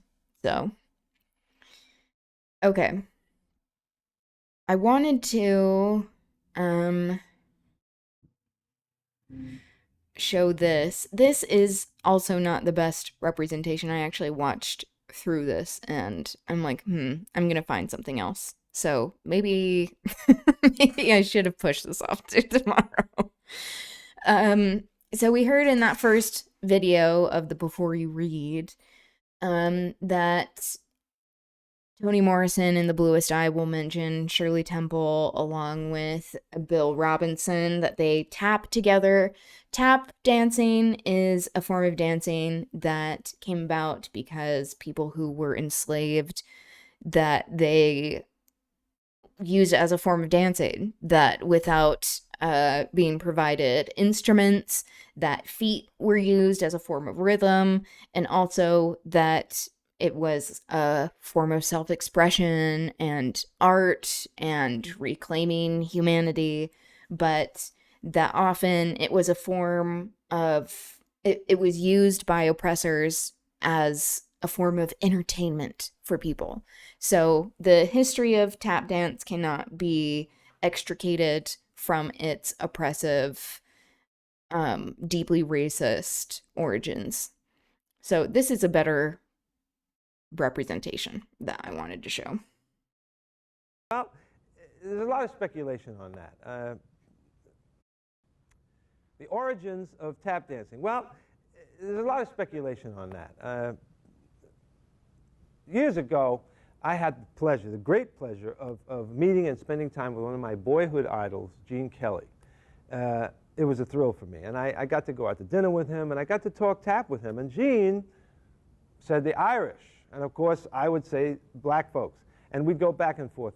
There's a lot of conjecture on it. What we know is that slaves who were not allowed to have drums expressed themselves through dance in a percussive way, moving and stomping and just expressing what they felt that way. I mean, these rhythms and these moves were later incorporated into African dance, which, you know, we call gang gang in the studio, which is, you know, gang gang gang gang gang gang gang gang gang gang gang gang. I'm not too good at it, but I like saying gang gang. Irish clog dancing was happening at the same time, and there was like a blend. There was a blend that took place. This is the early 1800s. And I know that in the mid-1800s, 1840, there was a great dancer, William Henry Lane, who was also known as Juba. He was a sensational dancer, and he had been a slave, and he was a free man, and he was dancing. Then there was John Diamond, who was a great clog dancer from Ireland. And these two men joined up, and they would travel the country, challenging each other with the dance and showing audiences both sides of dance. Okay. Look at this tap dance documentary showing like a white kid. Okay, no. William Henry Lane, Master Juba, the father of tap dance. This is something that I am wanting to watch, that I have queued up for tomorrow. But looking at some of these comments,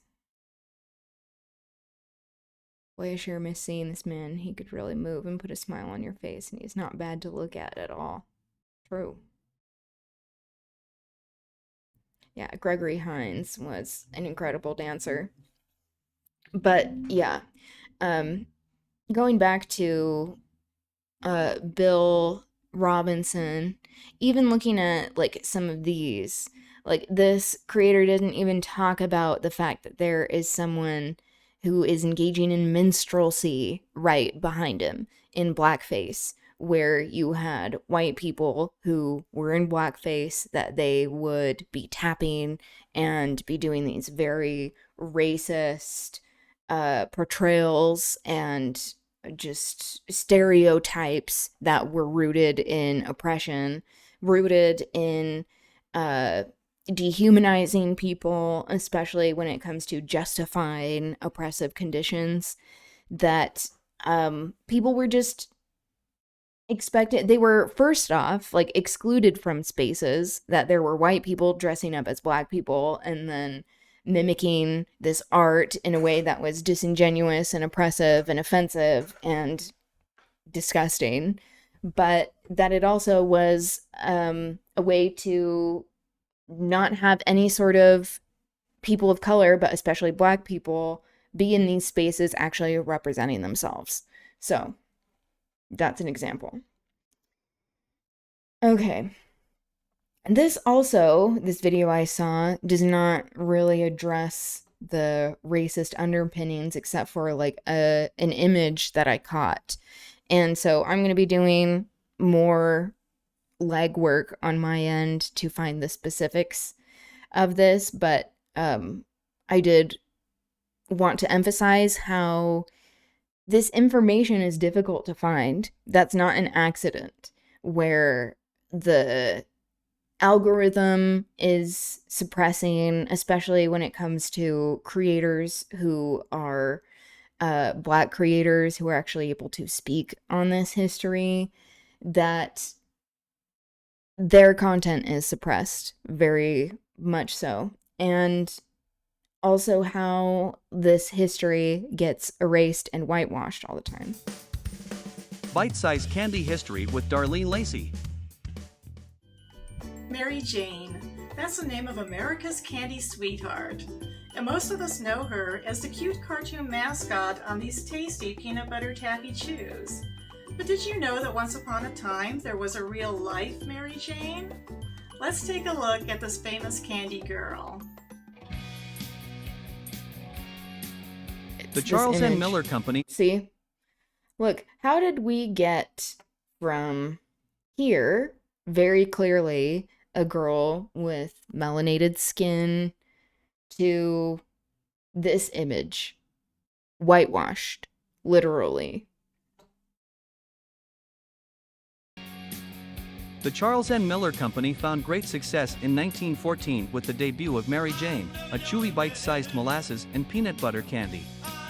Mary Jane appeared as the candy's... See? And then these other portrayals of very light-skinned girls.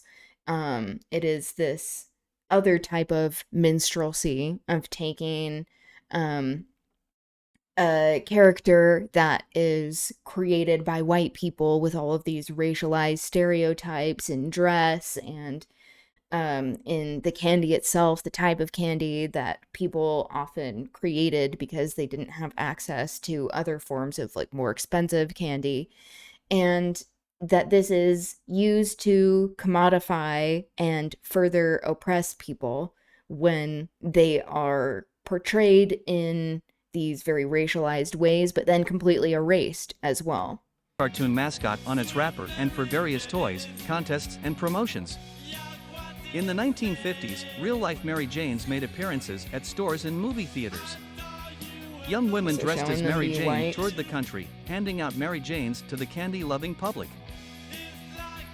While we And don't then know we briefly get a young woman who's black here actually handing out the candy, someone who the character of Mary Jane was based off of, a young black girl. who many of these Mary Jane girls were. We do know the first Mary Jane of Those shoes 1953 that they were was a wearing, woman by the Mary name Jane of Gail shoes. McAfee. Even now, the 1926 Mary Jane jingle holds true. There's a Mary Jane in your town and you will say she's dandy, well not a girl as you suppose, but Mary Jane, the candy. You can learn more about Mary Jane in the book, Necco, An Epic Candy Tale by Darlene Lacey, available on Amazon in hardcover and paperback. Hungry for more candy? Okay. So, how none of these really engaged with the racialized history. And this was me showing these videos and finding them after searching for a while. So I'm going to continue to be doing this research and return and report tomorrow. But I thought that these videos also were just emblematic of the situation itself, that there are these elements of commercializing, commodifying the identity of people of color, but specifically black people, that they are characterized, that they're created into caricatures in order to justify oppression, and then commodify it, and then whitewash it to erase the oppressive circumstances, the racism that went into it, and to invisibilize all of that history and to invisibilize human beings. So I did want to, after all of that nonsense, hear from Toni Morrison herself, because anytime we listen to her, I think we are enlightened. There is no such thing as race. None. Really? There's just a human race. Scientifically, anthropologically, racism is a construct, a social construct, and it has benefits. It has money can be made off of it, and people who don't like themselves can feel better because of it. It can describe certain kinds of behavior that are wrong or misleading. So it has a social function, racism. But race can only be defined as a human being. If the racist white person, I don't mean the person who is examining his consciousness and so on, doesn't understand that he or she is also a race, it's also constructed, it's also made, and it also has some kind of serviceability. But when you take it away, I take your race away. And there you are, all strung out, and all you got is your little self. And what is that? What are you without racism? Are you any good? Are you still strong? You still smart? You still like yourself? If you can only be tall because somebody's on their knees, then you have a serious problem. And my feeling is white people have a very, very serious problem. And they should start thinking about what they can do about it. Take me out of it. You don't think you will ever change and write books that incorporate white lives into them substantially? I have done. In a substantial way? You can't understand how powerfully racist that question is, can you? Calling out these people who are talking about watching these interviews. I've seen both of those interviews before, not the first one. But the interviewers are asking incredibly racist questions, especially with a Black woman who is one of the first people to actually be like thrown into the public eye in this way as an author. That she was constantly bombarded with all of this discrimination and people being like, but what about white people? Aren't you like mean to white people? It's like, excuse me, do you understand history?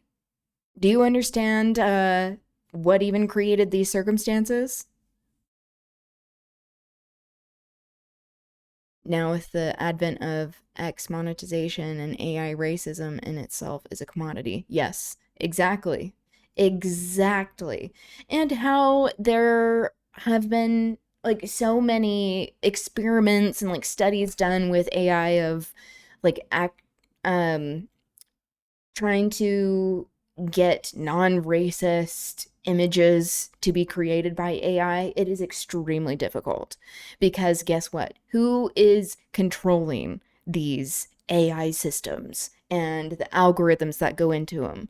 That they are pulling from the internet that is made up of so much racism and bigotry that it's like, of course, it's going to be functioning in a racist manner. And the people who are in charge of it are white supremacists, who are quite literally Nazis. So, like, it is just part of this larger system of white supremacy, heteropatriarchy, like cis heteropatriarchy that is justifying capitalism and extraction, that everything has to come down to commodifying and exploiting people rather than, like, heaven forbid, actually humanizing people and valuing art and history and humanness. Or rather, it's been accelerated in its commodification. Yes, exactly. It's always been leveraged that way historically, just now it is somehow more blatant. Yeah, exactly. And that's also how, like, once again, we know that we're in late stage capitalism, where it just is out in the open and it is not even trying to preserve itself. It is self-destructive. And many people don't want to believe that because, like, why would they, like, the few people that are still, like, buying into this system, like, why would they create that if it's just going to destroy things? Because that's what it's built to do. Hello. Because you could never ask a white author, when are you going to write about Black people? Mm-hmm. Whether he did or not, or she did or not. Even the inquiry comes from a position of being in the center. And being used to being in the center. And being used to being in the center. Oh, whoops.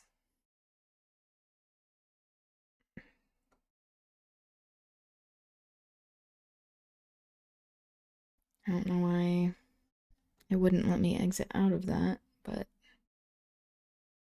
just so I can preserve the link.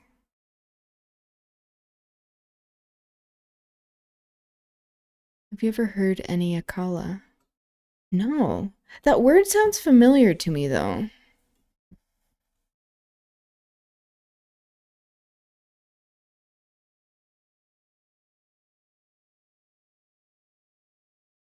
The rapper? The British rapper, writer, and activist. Ooh. I have not heard his art. But yeah, that name sounds familiar. I'll have to check him out. I'll do this for Culture Corner on Friday. Thank you for the recommendation. You always have great recommendations. Okay, so just to briefly go over the reading, so since I wasn't able to read to the spot that I said I would, We're going to read this section, Autumn, before we get to here is the house. It is green and white. It has a red door. It is very pretty. It is very pretty, pretty, pretty. That section. It starts with the foreword that immediately engages with the reason why Toni Morrison wrote the book to begin with. There's this story that she talks about of this friend that she had where her friend said that she wanted blue eyes. And here, let me see.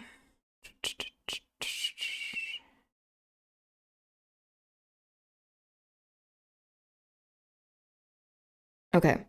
The origin of the novel lay in a conversation I had with a childhood friend. We had just started elementary school. She said she wanted blue eyes. I looked around to picture her with them and was violently repelled by what I imagined she would look like if she had her wish. The sorrow in her voice seemed to call for empathy, and I faked it for her. But astonished by the desecration she proposed, I got mad, quote, at her instead. Until that moment, I had seen the pretty, the lovely, the nice, the ugly, and although I had certainly used the word beautiful, I had never experienced its shock, its force, of which was equaled by the knowledge that no one recognized it, not even, or especially, the one who possessed it. I must have been more than the face I was examining. It must have been more than the face I was examining. The silence of the street in the early afternoon, the light, the atmosphere of confession. In any case, it was the first time I knew beautiful, had imagined it for myself. Beauty was not something to behold. It was something one could do. The Bluest Eye was my effort to say something about that, to say something about why she had not, or possibly ever would have, the experience of what she possessed, and also why she prayed for so radical an alteration. Implicit in her desire was racial self-loathing. And 20 years later, I was wondering about how one learns that. Who told her? Who made her feel that it was better to be a freak than what she was? Who had looked at her and found her so wanting, so small a weight on the beauty scale? The novel pecks away at the gaze that condemned her. The reclamation of racial beauty in the 60s stirred these thoughts, made me think about the necessity for the claim. Why, although reviled by others, could this beauty not be taken for granted within the community? Why did it need wide public articulation to exist? These are not clever questions, but in 1962, when I began this story, and in 1965, when it began to be a book, the answers were not so obvious to me as they quickly became and are now. The assertion of racial beauty was not a reaction to the self-mocking, humorous critique of cultural, racial foibles common in all groups, but against the damaging internalization of assumptions of immutable inferiority originating in an outside gaze. I focused, therefore, on how something as grotesque as the demonization of an entire race could take root inside the most delicate member of society, a child, the most vulnerable member, a female. In trying to dramatize the devastation that even casual racial contempt can cause, I chose a unique situation, not a representative one. Okay. So, also speaking about how language, the acquisition of language, this has to deal directly with the children's books, the Dick and Jane books that that other video was talking about, that is referenced at the very beginning.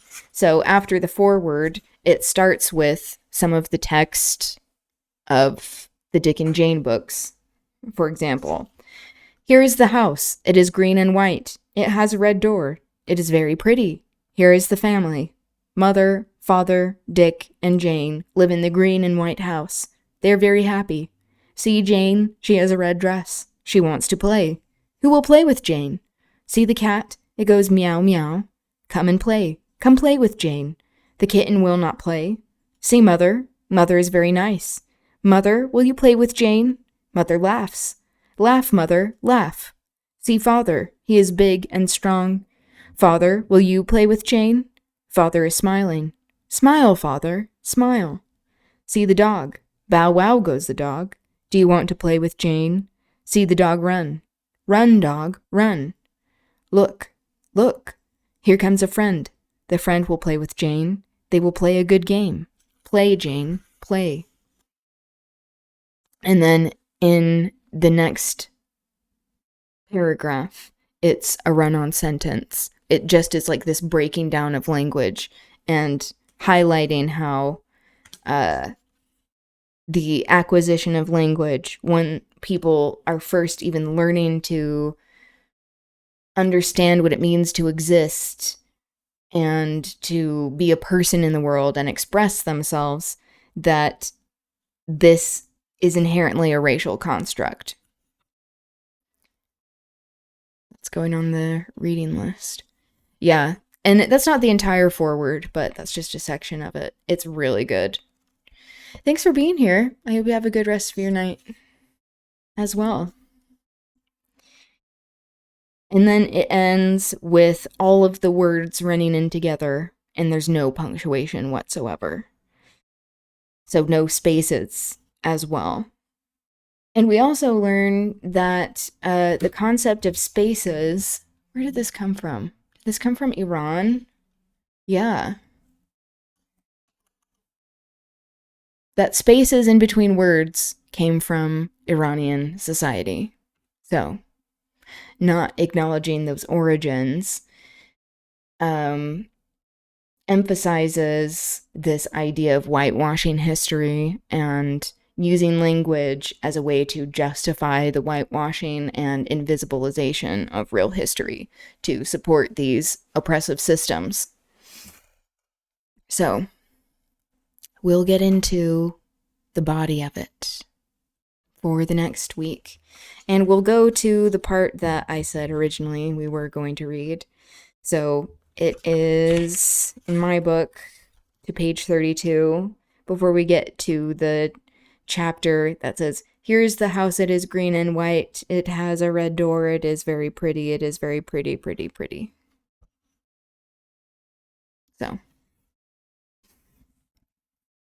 I'll follow up with the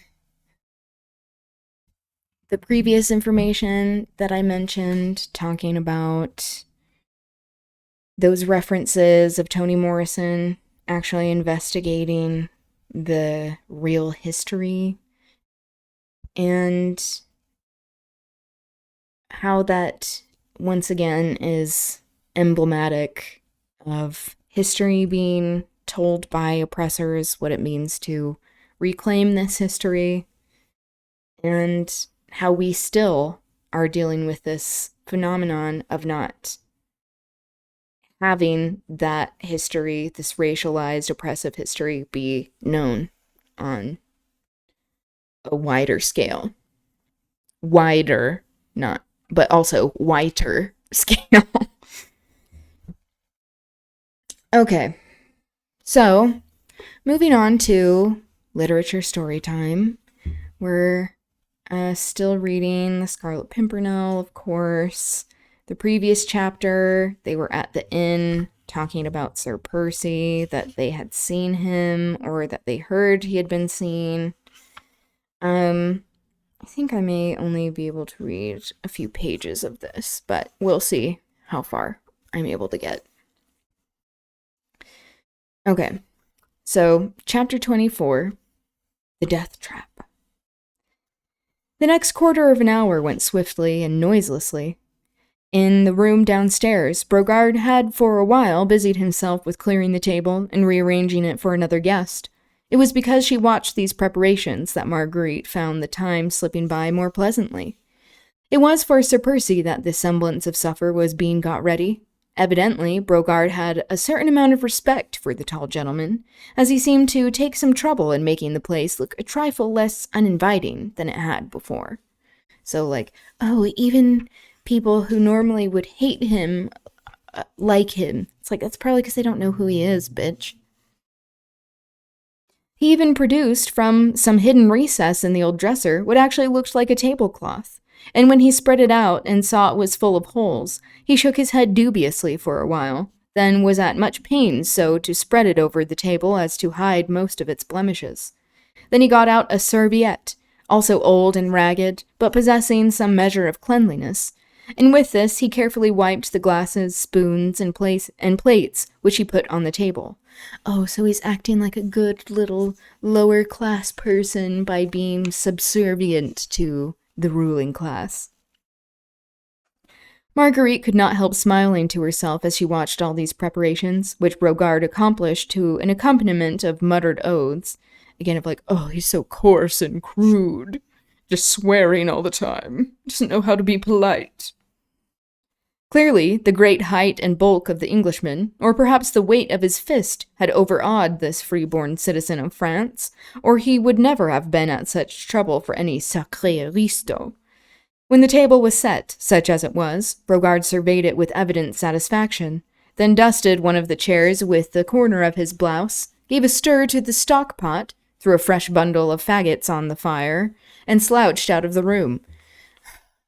I mean, same. Also, sometimes I feel like that's going to be my fate. Just being burnt at the stake. Okay. Marguerite was left alone with her reflections. She had spread her traveling cloak over the straw and was sitting fairly comfortably as the straw was fresh and the evil odors from below came up to her only in a modified form. Evil being associated with lower class. But momentarily, she was almost happy. Happy because when she peeped through the tattered curtains, she could see a rickety chair, a torn tablecloth, a glass, a plate, and a spoon. That was all. But those mute and ugly things, ugly, lower class, seemed to say to her that they were waiting for Percy, that soon, very soon, he would be here, that the squalid room being still empty, they would be alone together. That thought was so heavenly that Marguerite closed her eyes in order to shut out everything but that. In a few minutes, she would be alone with him. She would run down the ladder and let him see her. Then he would take her in his arms, and she would let him see that, after that, she would gladly die for him, and with him, for earth could hold no greater happiness than that. Oh, sacrificing yourself for your husband, the greatest cause in all of patriarchy. And then what would happen? She could not even remotely conjecture. She knew, of course, that Sir Andrew was right, that Percy would do everything he had set out to accomplish, that she, now she was here, could do nothing beyond warning him to be cautious, since Chauvelin himself was on his track. After having cautioned him, she would perforce have to see him go off upon his terrible and daring mission. She could not even, with a word or look, attempt to keep him back.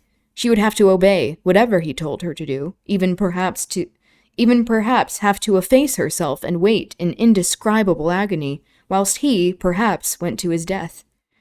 But even that seemed less terrible to bear than the thought that he should never know how much she loved him, that at any rate would be spared her. The squalid room itself, which seemed to be waiting for him, told her that he would be here soon. Suddenly, her oversensitive ears caught the sound of distant footsteps drawing near. Her heart gave a wild leap of joy. Was it Percy at last? No. The step did not seem quite as long, nor quite as firm as his. She also thought that she could hear two distinct sets of footsteps. Yes, that was it. 2 men were coming this way. 2 strangers, perhaps, to get a drink. Or ... But she had not time to conjecture, for presently there was a peremptory call at the door, and the next moment it was violently thrown open from the outside, whilst a rough, commanding voice shouted, "Hey, citoyen Brogard! Hola!" Marguerite could not see the newcomers, but through a hole in one of the curtains she could observe one portion of the room below. She heard Brogard's shuffling footsteps as he came out of the inner room, muttering his usual string of oaths. On seeing the strangers, however, he paused in the middle of the room, well within range of Marguerite's vision, looked at them with even more withering contempt than he had bestowed upon his former guests, and muttered, Sacré soutin. Marguerite's heart seemed all at once to stop beating. Her eyes, large and dilated, had fastened on one of the newcomers, who at this point had taken a quick step forward towards Brogard. He was dressed in the soutane, broad-brimmed hat, and buckled shoes habitual to the French curé, but as he stood opposite the innkeeper, he threw open his soutane for a moment, displaying the tricolor scarf of officialism, which sight immediately had the effect of transforming Brogard's attitude of contempt into one of cringing obsequiousness. It was the sight of this French curé which seemed to freeze the very blood in Marguerite's veins. She could not see his face, which was shaded by his broad-brimmed hat, but she recognized the thin, bony hands, the slight stoop, the whole gait of the man. It was Chauvelin. The horror of the situation struck her as with a physical blow. The awful disappointment, the dread of what was to come made her very senses reel, and she needed almost superhuman effort not to fall senseless beneath it all. "A plate of soup and a bottle of wine," said Chauvelin imperiously to Brogard. "Then clear out of here. Understand? I want to be alone." Silently, and without any muttering this time, Brogard obeyed. Chauvelin sat down at the table which had been prepared for the tall Englishman, and the innkeeper busied himself obsequiously round him, dishing up the soup and pouring out the wine. The man who had entered with Chauvelin and whom Marguerite could not see stood waiting by the door. At a brusque sign from Chauvelin, Brogard had hurried back to the inner room, and the former now beckoned to the man who had accompanied him. In him Marguerite at once recognized Degas, Chauvelin's secretary and confidential factotum, whom she had often seen in Paris in the days gone by. He crossed the room, and for a moment or two listened attentively at the Brogard's door. "Not listening?" asked Chauvelin curtly. "No, citoyenne." For a second, Marguerite dreaded lest Chauvelin should order Degas to search the place. What would happen if she were to be discovered? She hardly dared to imagine. Fortunately, however, Chauvelin seemed more impatient to talk to his secretary than afraid of spies, for he called Degas quickly back to his side. "The English schooner?" he asked. "She was lost sight of at sundown, citoyen," replied Degas, "but then making west towards Cagrinet." "Ah, good," muttered Chauvelin.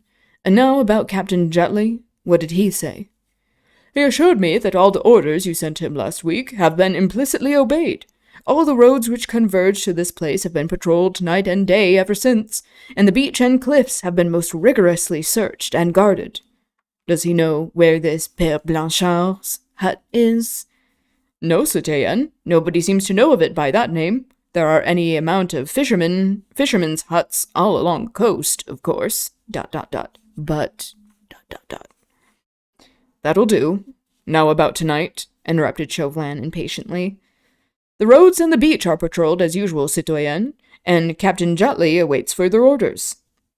"Come back to him at once, then. Tell him to send reinforcements to the various patrols, and especially to those along the beach. You understand?" Chauvelin spoke curtly and to the point, and every word he uttered struck at Marguerite's heart like the death knell of her fondest hopes. "The men," he continued, "are to keep the sharpest possible lookout for any stranger who may be walking, riding, or driving along the road or the beach, more especially for a tall stranger, whom I need not describe further, as probably he will be disguised. But he cannot very well conceal his height except by stooping. You understand?" "Perfectly, citoyen," replied Degas. "As soon as any of the men have sighted a stranger, 2 of them are to keep him in view. The man who loses sight of the tall stranger after he is once seen will pay for his negligence with his life. But 1 man is to ride straight back here and report to me. Is that clear?" "Absolutely, citoyen." "Very well, then. Go and see Jutley at once. See the reinforcements start off for the patrol duty. Then ask the captain to let you have half a dozen more men and bring them here with you. You can be back in 10 minutes. Go." Degas saluted and went to the door. As Marguerite, sick with horror, listened to Chauvelin's directions to his underling, the whole of the plan for the capture of the Scarlet Pimpernel became appallingly clear to her. Chauvelin wished that the fugitives should be left in false security, waiting in their hidden retreat until Percy joined them. Then the daring plotter was to be surrounded and caught red-handed in the very act of aiding and abetting royalists who were traitors to the Republic. Thus, if his capture were noised abroad, even the British government could not legally protest in his favor. Having plotted with the enemies of the French government, France had the right to put him to death. Escape for him and them would be impossible. All the roads patrolled and watched, the trap well set, the net wide at present, but drawing together tighter and tighter, until it closed upon the daring plotter, whose superhuman cunning even could not rescue him from its meshes now. Degas was about to go, but Chauvelin once more called him back. Marguerite vaguely wondered what further devilish plans he could have formed in order to entrap one brave man alone against 200 of others. Yeah, one aristocrat who also has, a lot of resources, so. She looked at him as she turned to speak to Degas. As he turned to speak to Degas, she could just see his face beneath the broad-brimmed curé's hat. There was at that moment so much deadly hatred, such fiendish malice in the thin face and pale, small eyes, that Marguerite's last hope died in her heart, for she felt that from this man she could expect no mercy. Yeah, maybe he is, thin and pale because he's malnourished, because he can't afford food, bitch. Also, just trying to paint Sir Percy as this heroic person who is brave and heroic only for a certain class of people, as opposed to Chauvelin, who is advocating for, a much larger population of people who are oppressed. I had forgotten, repeated Chauvelin, with a weird chuckle, as he rubbed his bony, talon-like hands one against the other, with a gesture of fiendish satisfaction. The tall stranger may show fight. In any case, no shooting, remember, except as a last resort. I want that tall stranger alive, if possible. He laughed. He wants him alive when he said he would kill him, so why are you complaining? He laughed as Dante has told us that the devils laugh at sight of the torture of the damned. Marguerite had thought that by now she had lived through the whole gamut of horror and anguish that human heart could bear. Yet now, when Degas left the house, and she remained alone in this lonely, squalid room, with that fiend for company, she felt as if all that she had suffered was nothing compared with this. Yeah, nothing compared to starving and not being able to afford food or lodging for your family because aristocrats are stealing your money. He continued to laugh and chuckle to himself for a while, rubbing his hands together in anticipation of his triumph. Once again, the continued cartoonish, Boss makes $1, I make a dime. Exactly. Exactly. Hello, Aliana. Welcome. How are you doing?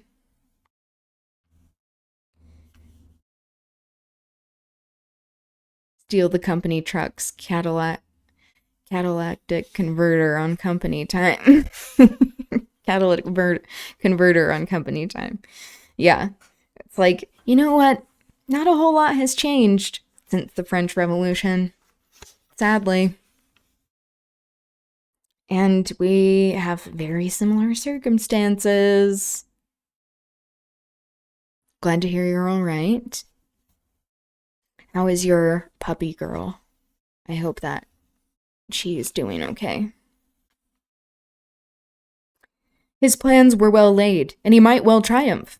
Not a loophole was left through which the bravest, the most cunning man might escape. Every road guarded, every corner watched, and in that lonely hut somewhere on the coast, a small band of fugitives waiting for their rescuer and leading him to his death. Nay, to worse than death.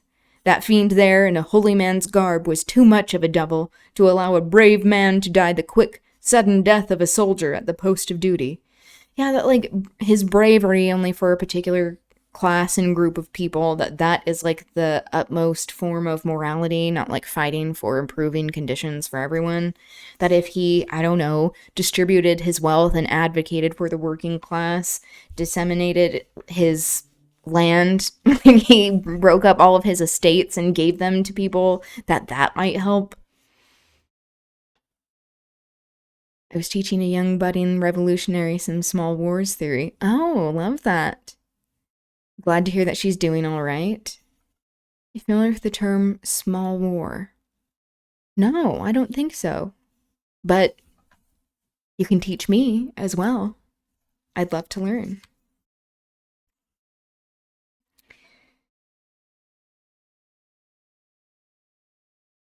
He, above all, longed to have the cunning enemy who had so long baffled him helpless in his power. He wished to gloat over him, to enjoy his downfall. Well, what's wrong with that? To inflict upon him what moral and mental torture or deadly hatred alone can devise. Have you ever considered the circumstances that even made this hatred begin to form and arise? The brave eagle, captured and with noble wings clipped, was doomed to endure the gnawing of the rat, and she, his wife, who loved him, and a class traitor, and who had brought him to this, could do nothing to help him. Nothing, save to hope for death by his side, and for one brief moment in which to tell him that her love, whole, true, and passionate, was entirely his. Chauvelin was now sitting close to the table. He had taken off his hat, and Marguerite could just see the outline of his thin profile and pointed chin as he bent over his meager supper. He was evidently quite contented, and awaited events with perfect calm. He even seemed to enjoy Brogardson's savory fare. Again, like insulting the food and the place by someone who is forced to be in these, what they call squalid conditions, demonizing poverty, created by the ruling class. Marguerite wondered how so much hatred could lurk in one human being against another. Suddenly, as she watched Chauvelin, a sound caught her ear, which turned her very heart to stone. And yet that sound was not calculated to inspire anyone with horror. It was merely the cheerful sound of a gay, fresh voice, singing lustily, "God save the king! God save the king!" That's my gay voice. I mean, gay voice, always. For me. Okay, that's the end of that chapter. Is the term that started in the medieval ages for the war of people, the wars the skirmishing parties fought before the main army came in. They'd assert dominance over local populations by crushing hearts and minds, then winning them over by working and contributing to the local economy and even recruiting them from the local people. Oh, that is as concise as I can possibly put it. Interesting. I need to learn more about this. Thank you for teaching me. It's essentially, how do you fight a medieval battle? Small war is a term used in the modern day, as people draw on comparisons of revolutions and wars of the people who don't have trillions of dollars to back them to medieval battles, since we are about as rich as medieval kings and can be just as influential if we know how to play our cards right. Very cool. I love that. It's like we have a lot to learn from history. There's a reason why they don't teach revolutionary history really, or accurately, if at all. So yeah, why we're deconstructing this aristocratic propaganda of the Scarlet Pimpernel, because that's what it is. Trying to buy sympathy for the ruling class by taking a token of the working class and being like, oh, once you marry into their class, you realize that they're human beings and deserve our sympathy. And it's like, okay, so why can't it be the other way around, bitch? So we are supposed to have endless amount of sympathy and obsequiousness, subservience to the ruling class so that they can continue our exploitation and that they never have to feel guilty or honor our humanity whatsoever. Hello? Got no sympathy in me for rich folk, all that wealth, and they don't feel like thieves. Exactly. Yeah. Earlier in the stream, we were talking about how what's happening in Utah, where I'm located, this AI data center that's being built, that is owned by Kevin O'Leary, the Mr. Not So Wonderful, and how it just is, I mean, it's going to be like the largest AI data center in the entire world, so there's a lot of organizing going around, which I'll keep you all updated on. If you want to join in with some of that organizing, if you're interested. But how it is just this symptom of the larger state of the world that we find ourselves in with late stage capitalism, which is fascism, and the rich, the ruling class, just consuming everything. Just all about extraction and enrichment, not about progress like what they claim. Progress for whom? May I tell you some small war strategy? It may be useful. That would be lovely. I'm very open to hearing this.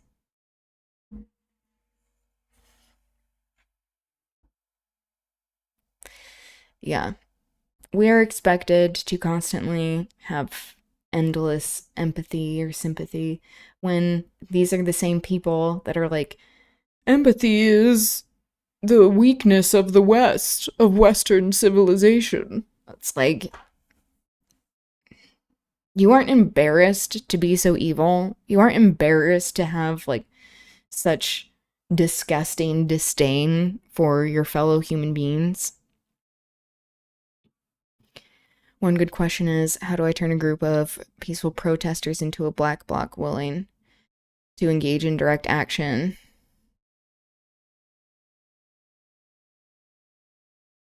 As iron sharpens iron, so does human countenance of their fellow. I think, part of it is like people who are recognizing, who have engaged in some of these other forms of protest or resistance, them slowly coming to the understanding that, not a whole lot has changed, that our conditions are continuing to deteriorate at an alarming rate, and that as people see some of these things actually be effective, or helping them to engage in smaller ways that they don't view as being as like extreme, whatever, that they then start to open the door to more options. Yeah, people know that and still aren't doing anything. Yeah, although I have to say, even with like this group that I'm organizing with, it's like I think there's some people that just like they can't be convinced, or they won't be. Like there isn't the willingness to even learn from other people, especially when it sadly comes to older generations who may be like great at networking or like mobilizing people in a particular way, but they're like, oh no, we can't engage in this way. What do you mean? And I don't think it's even worth trying to convince them.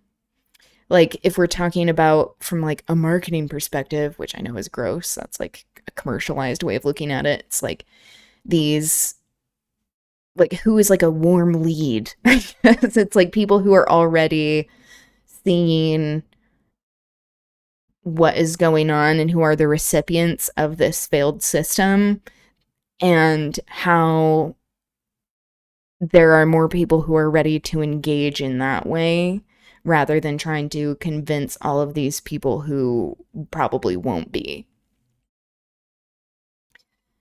One method I was taught was to bait a violent reaction from fascists and police. Yeah, and sadly, it doesn't even really take much. Like, we don't have to really do anything to be on the receiving end of their violence. Creating group trauma bonding. Yeah, it's sad because it's like it shouldn't have to take trauma bonding, but also most of the time people don't care about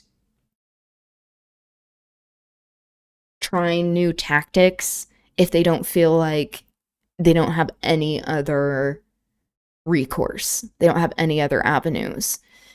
And that most people don't care about anything really unless they're like the personal recipients of harm, whether that's systemic or like in these individual interactions. Go of your emotions, focus on winning.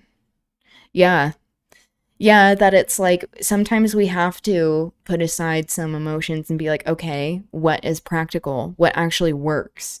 Or even showing examples of like people who may be a little more likely to engage, because people really are being radicalized. It's like sometimes it doesn't even take a whole lot of convincing. Just people who are seeing what's going on, that they're like, we don't have power, what do we do? And like slowly introducing some examples that like kind of lead in their scope, like slowly build in their scope. I think that has been a little more successful, of like some people being like, oh, it's like talking about the difference between like property, like how that is considered violence as opposed to like violence against real human beings. I think more people than ever are open to that, but especially people with having as much capitalist propaganda as there is with global capitalism, but especially in the heart of imperialist capitalist empire, especially when it comes to these older generations, they are steeped in it, and I don't think we're going to break them out of it much. I do think younger people are much more revolutionary in nature. I think this has always been the case, but yeah, with them feeling all of this discontent and providing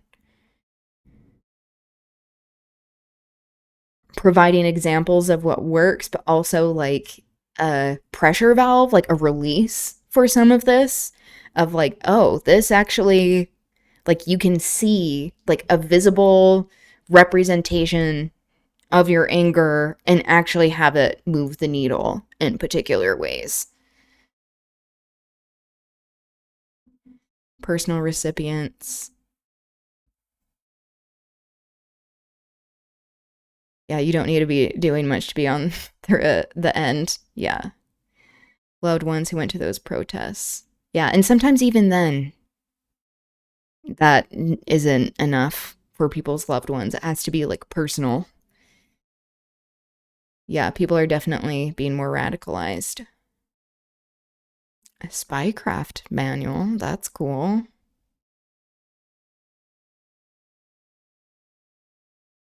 Craft good legend. What a legend is? I'm just familiar with a legend like on a map. Like what reading that is. But yeah. Engaging in some cool stuff. Camouflaging.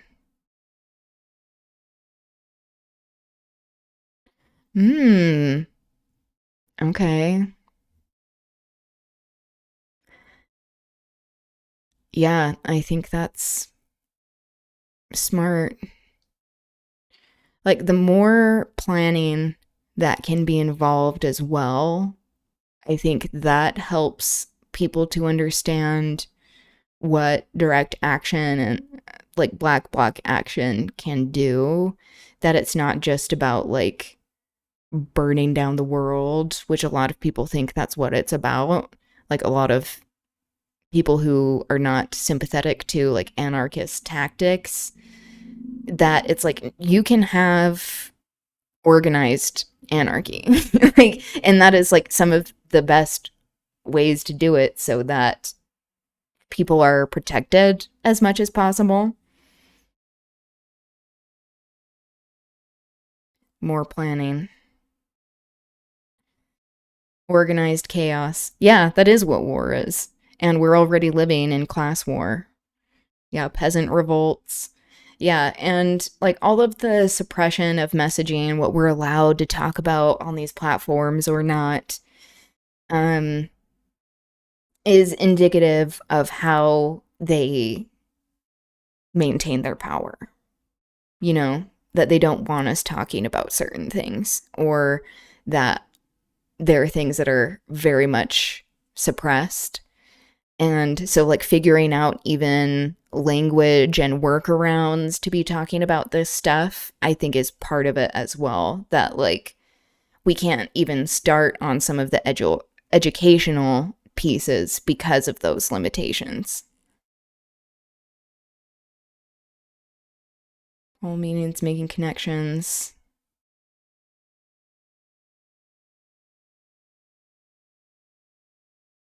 These are a few of my favorites. No, you're okay. I love this back and forth. Just geeked. I smoke so much. I love that. You know, it's like we need a reprieve. We need a reprieve from all the bullshit happening.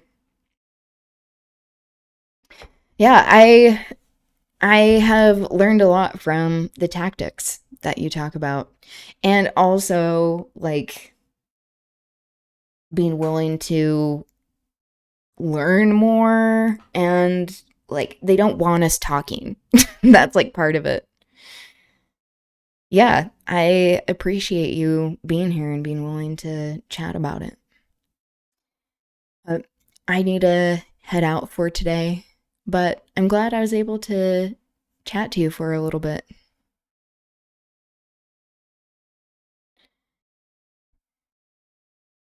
They don't want us talking. That's why everyone thinks everyone's a Fed. No, it's true.